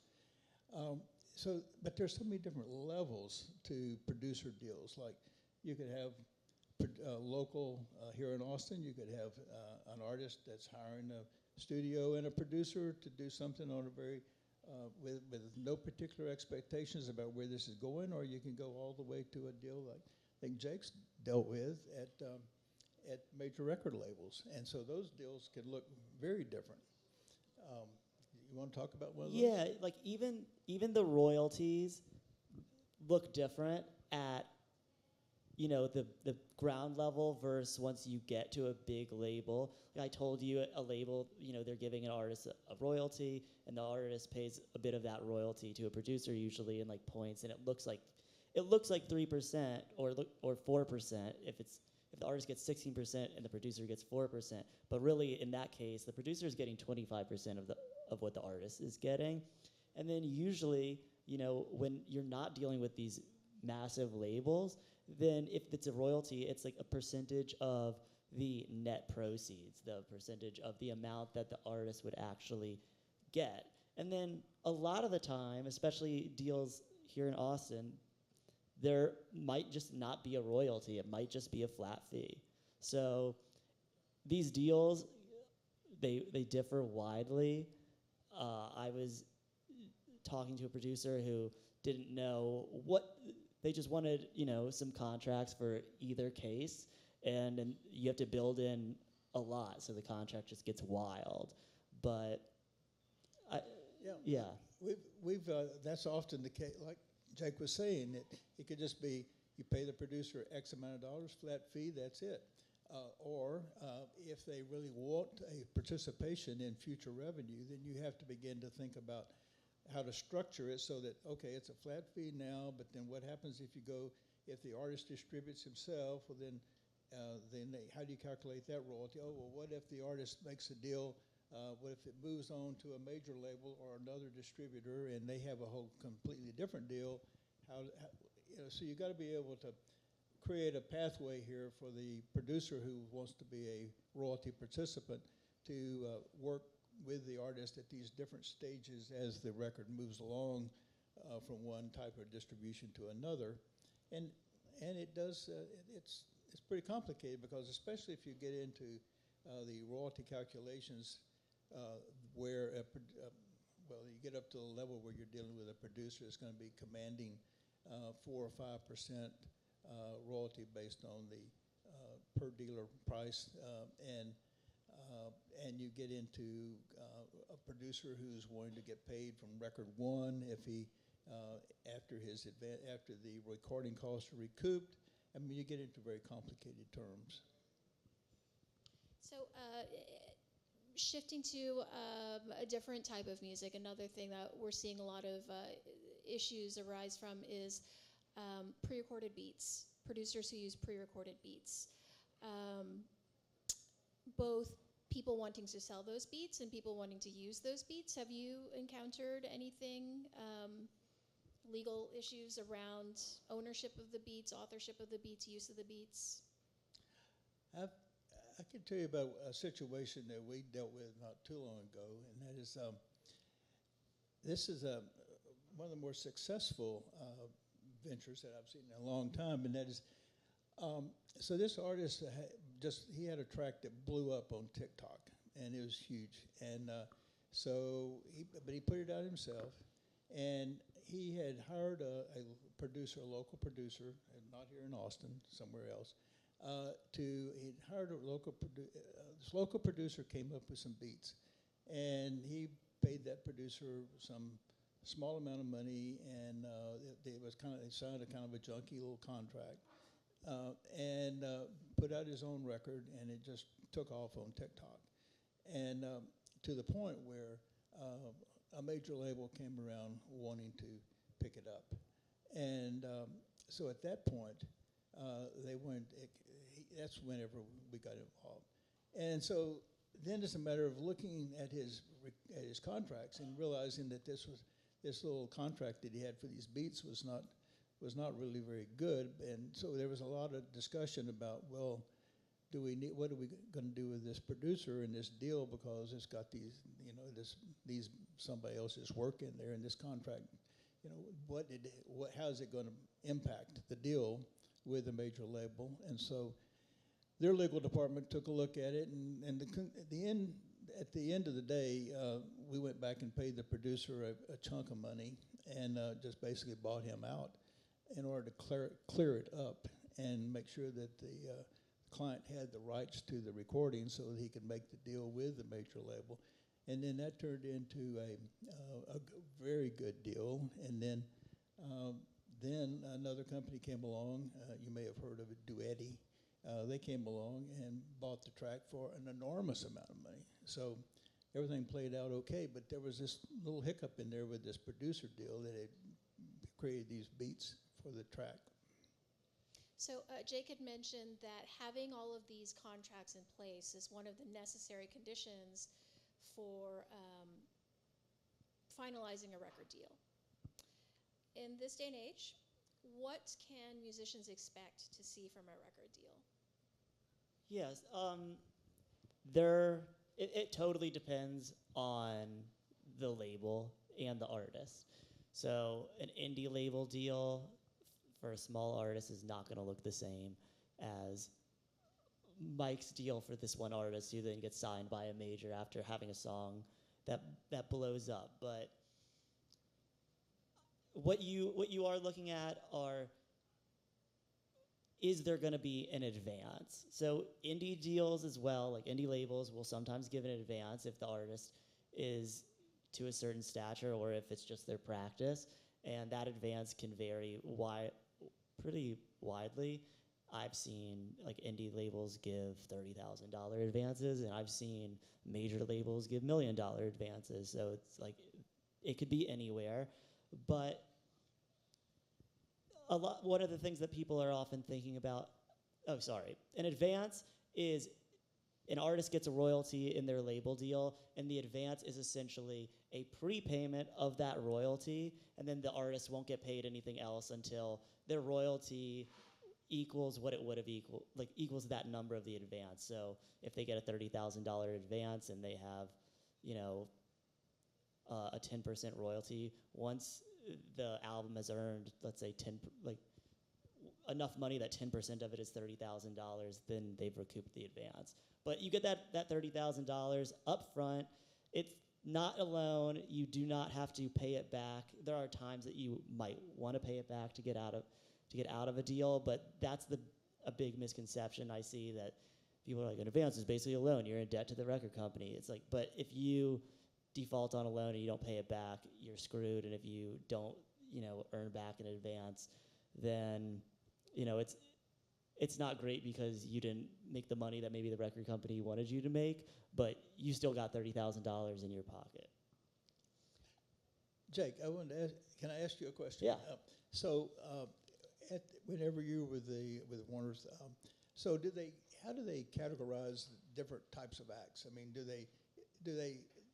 like in your office as in business affairs and legal, are you handling only certain types of deals, or is it kind of categorized out, or does all kinds of deals cross your desk? Yeah, so when I was working at the majors, it was every type of deal comes across your desk. The deals, there's no category. I mean, we call it a developing artist, somebody kind of towards the bottom who doesn't have as many streams, and then obviously it goes all the way to a superstar. But the real way that these big labels are doing it is they have a P&L sheet, and they say, this is how much we're projecting that this could make based on their past sales, and based on that, the deal starts to vary pretty, it can vary a lot. And then a lot of the time, what it used to be in the industry, I think, is that these big labels, and maybe even small ones, basically nobody was owning the rights to their sound recordings. And today, that is not exactly the case, probably because with the advent of social media and artists are able to sometimes blow up on their own without the help of a record label, then they can go into a negotiation with a little bit more leverage. And it's really, you don't need as much leverage as you might think to get one of these deals where the artist retains their sound recording copyright and they're just effectively licensing it to the major labels. Well, that's what we saw with the TikTok guy. Right. There was a 3-year distribution deal, and which played out pretty well for him. And it was but he had the leverage of having a hit going on there. Right, and I would say now you don't have to have a hit, but if you have just some heat, you're getting big, people know your name, you're selling out a few shows, it's not as big as you might think to just get a license deal anymore, because it used to just be that people would come into record labels with no leverage at all because there was no way to get your music heard unless you were on the radio and there were only so many stations. So how did you think it was determined as to whether or not an artist what label the artist would fit with best? So it's generally so each label has what's called an A&R person, and that stands for artist and repertoire, which doesn't mean anything. But that person is the one who goes out and in some way finds an artist and says, oh, I think this would be good for our label, and if we sign them and they do really well, then I'm going to get a big fat bonus at the end. And then, if you're an artist, the best case scenario is you have a few labels coming after you, and then they're going to have to pitch you, and you go with whichever one you think makes the most sense, whichever has the best pitch. Maybe you're looking at the other artists who are with them, and it's just kind of, you feel it out, and it ideally is in the artist's court. Even if you only have one label come to you, you don't have to take the deal if it's a bad deal. Like these major labels now, they have these sub-labels that are like for the distribution deal we're talking about. And is the same legal department handling all those deals for those different sub-labels? Sort of. As I said, I worked for the East Coast labels for Universal Music Group, so I was handling Republic, Island, and Def Jam, and that's not all the Universal Music Group labels. Like, they have a West Coast, but generally there was a shared services. So if you were negotiating a deal with Island and Republic, which I don't even know if you can do that anymore technically, but it'd be the same lawyer probably. So, you mentioned that there are people blowing up on their own now and monetizing through social media. Is having a record deal, why is it still desirable? You know what? I would say it totally depends.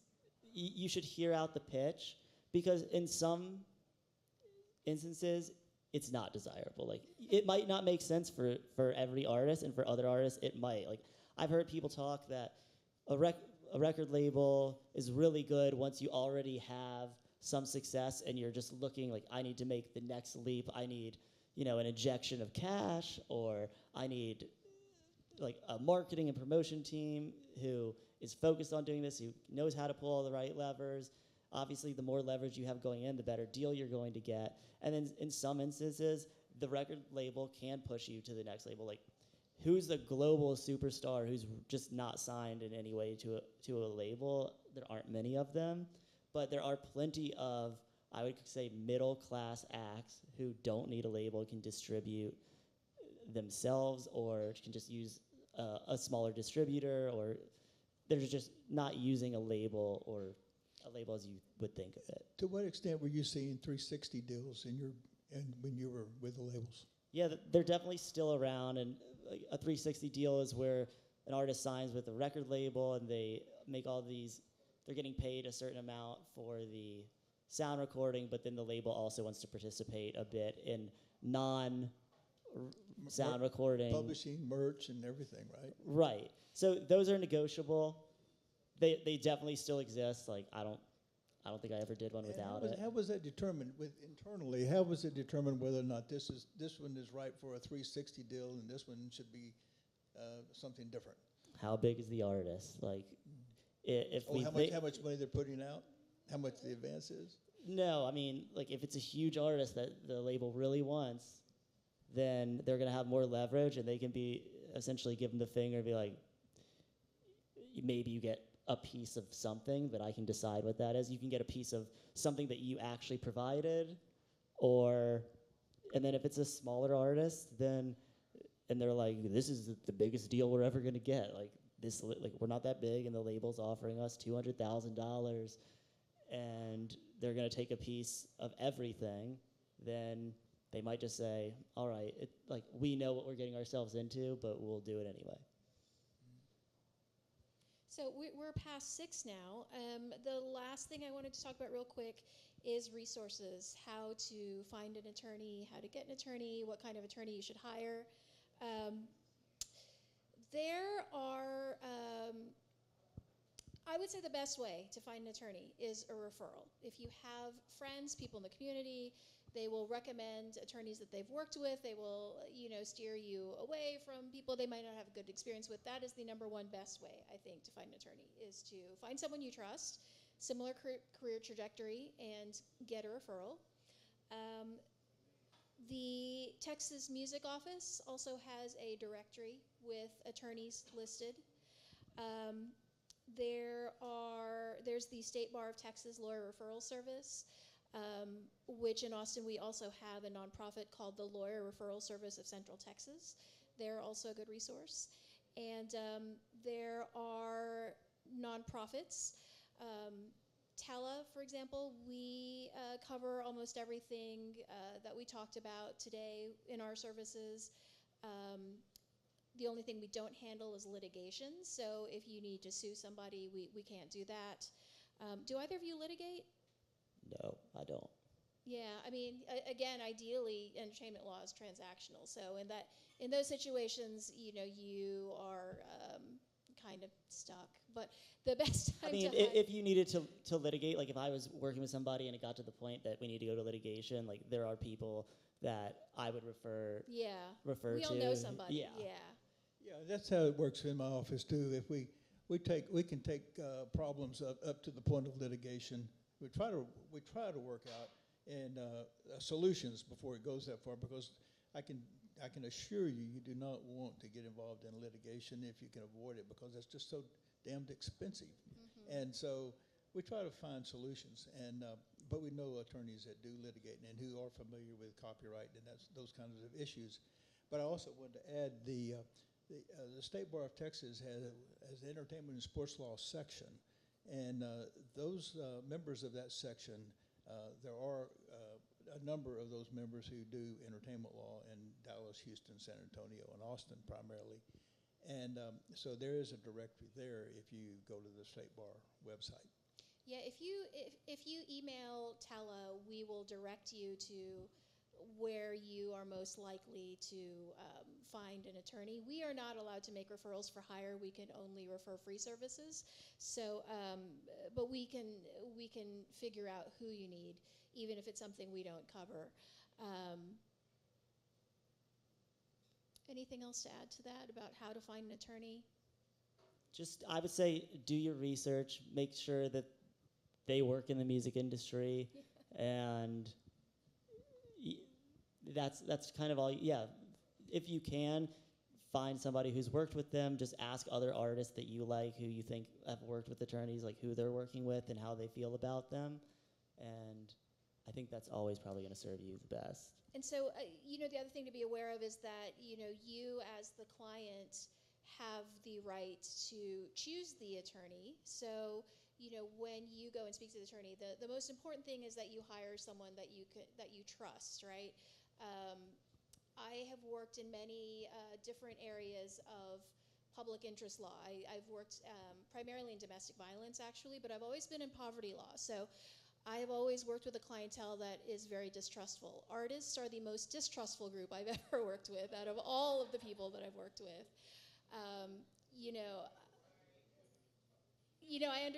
I understand where it comes from. Any group that isn't, I guess, in any way marginalized, you're always going to see the distrust there. So the most important thing is that you trust your attorney, because otherwise you're going to be paying them money, and then you're not going to follow their advice, and then you're going to probably end up the creek anyway and having to hire another attorney to fix whatever got messed up.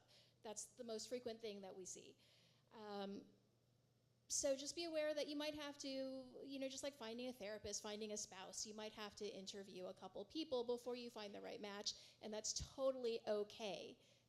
Don't assume that the person you're talking to knows exactly what they're talking about and is the perfect person for you just because they're expensive or because this other person used them. The most important thing is that you go with your gut and that you're going to listen to what this person tells you.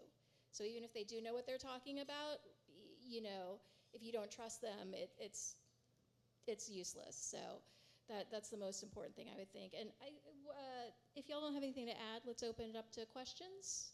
Sure. Yeah, or anything that you want us to talk more about. I'm really shocked that so many people stayed, and thank you for staying with us. Any questions? Yeah. Oh, Meg.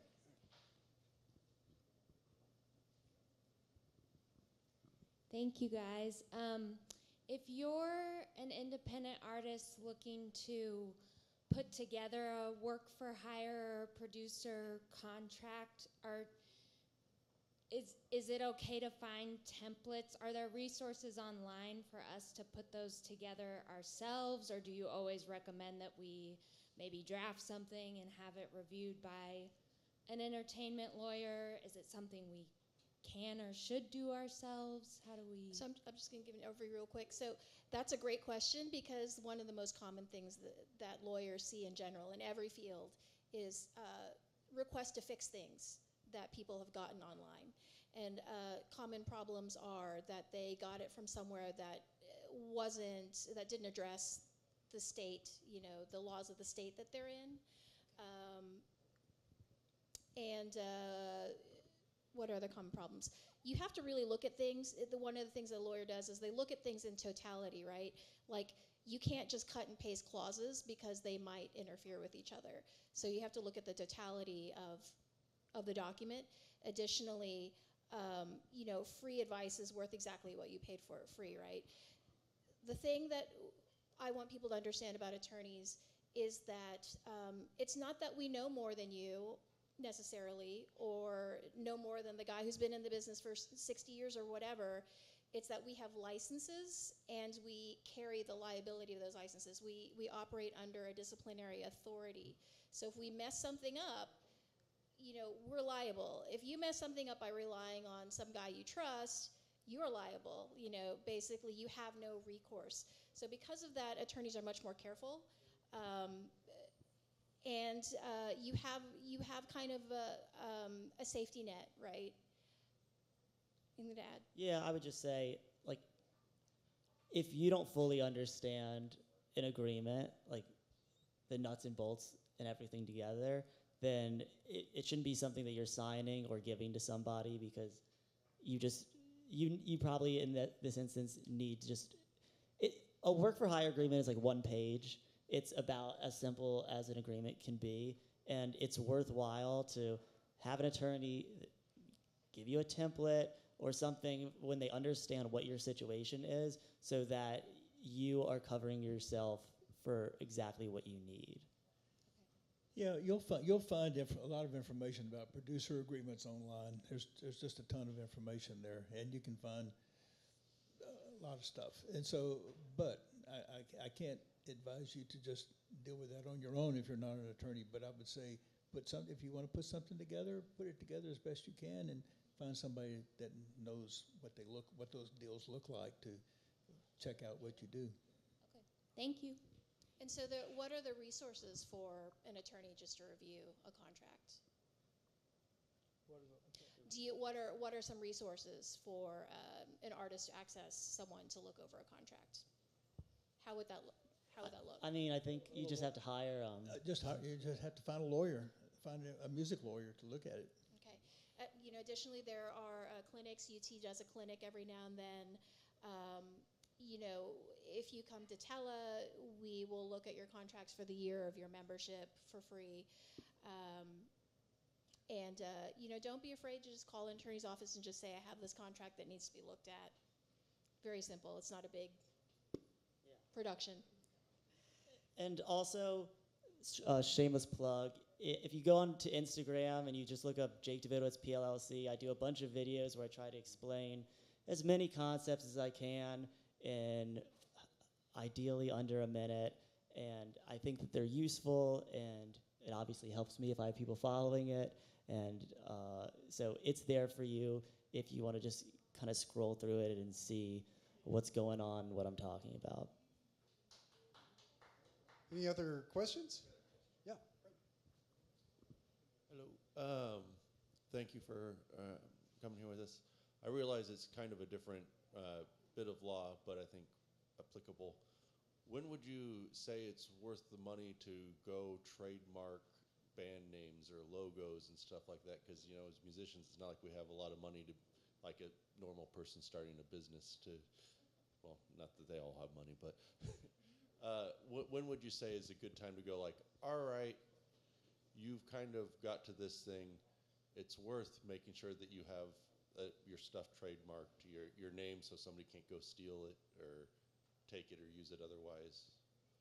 Well, oftentimes the name of the band is the most valuable thing they have, because you can change out most of the members of the band, as long as they've got the name, if they establish the brand as something that enough of the public recognizes, it can be very valuable. You see bands travel, on tour, 50 years later.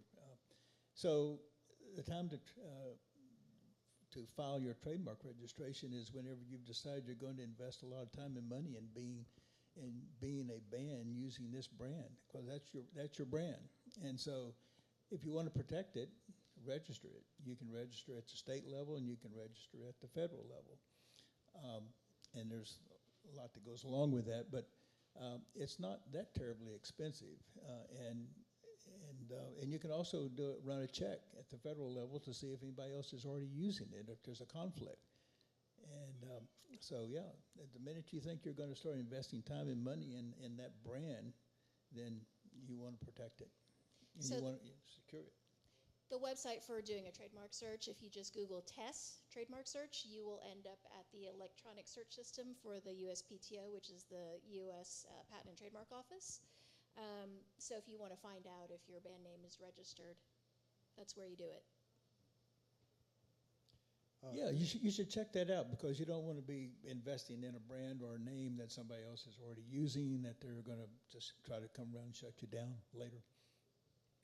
Or try to license to you. We've had people try to squat on names. This happened with a couple film festivals. We've had people try to trademark a name that was already in use to license it later, all sorts of weird stuff. But I say it's always worth it. It's not expensive, and it can depend on the complexity of your mark and how, the weirder it is, more likely it's going to be easy enough for you to trademark on your own or to register a trademark on your own. But if it's something very common, it's going to be, you'll probably need an attorney's help. You can also register an intent to use if you just have a name that you are thinking about using, and if you really want to try to protect that, you do a search, and then if it's available, then you can file an intent to use, and that's good for, you can roll that out for about 3 years before you have to actually prove up use of the name. Other questions? Yep. Oh.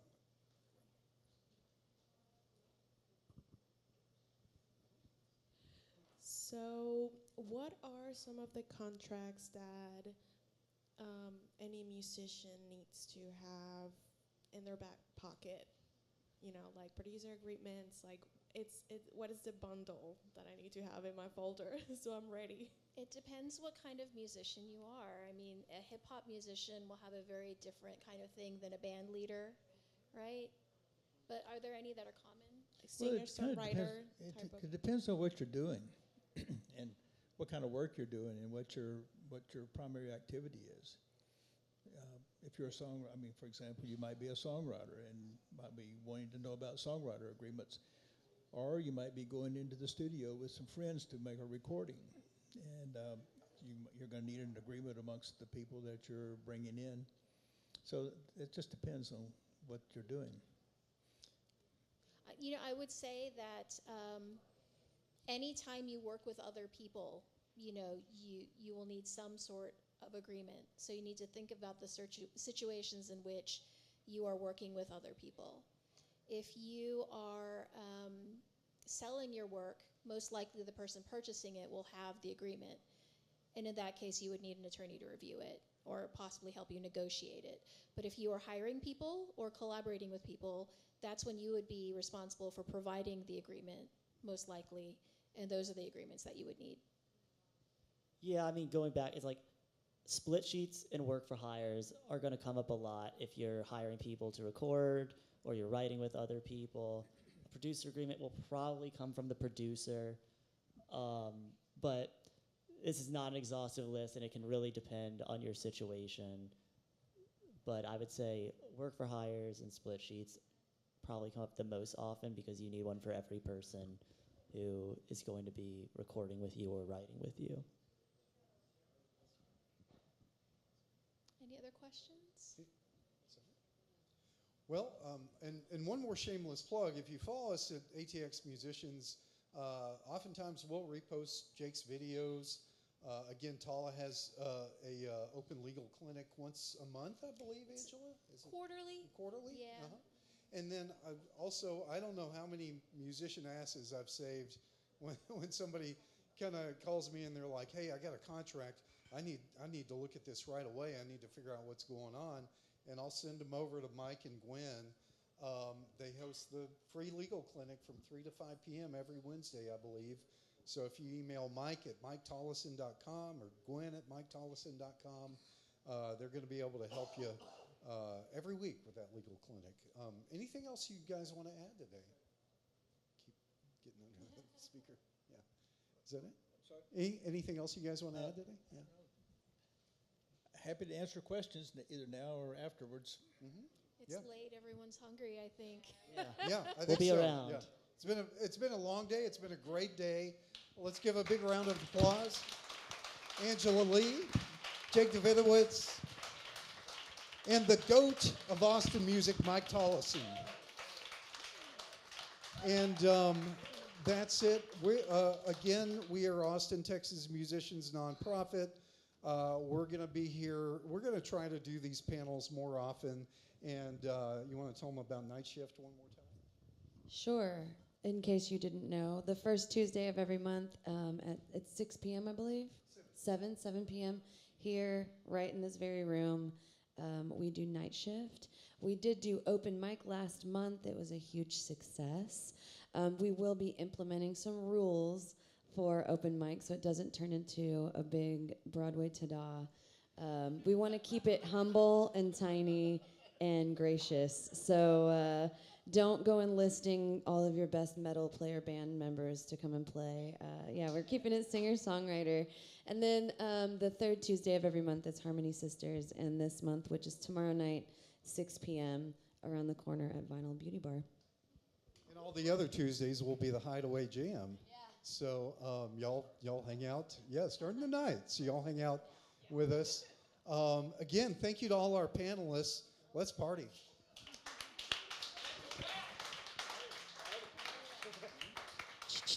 And also, can we make some noise for Pat, please? Pat? Yeah.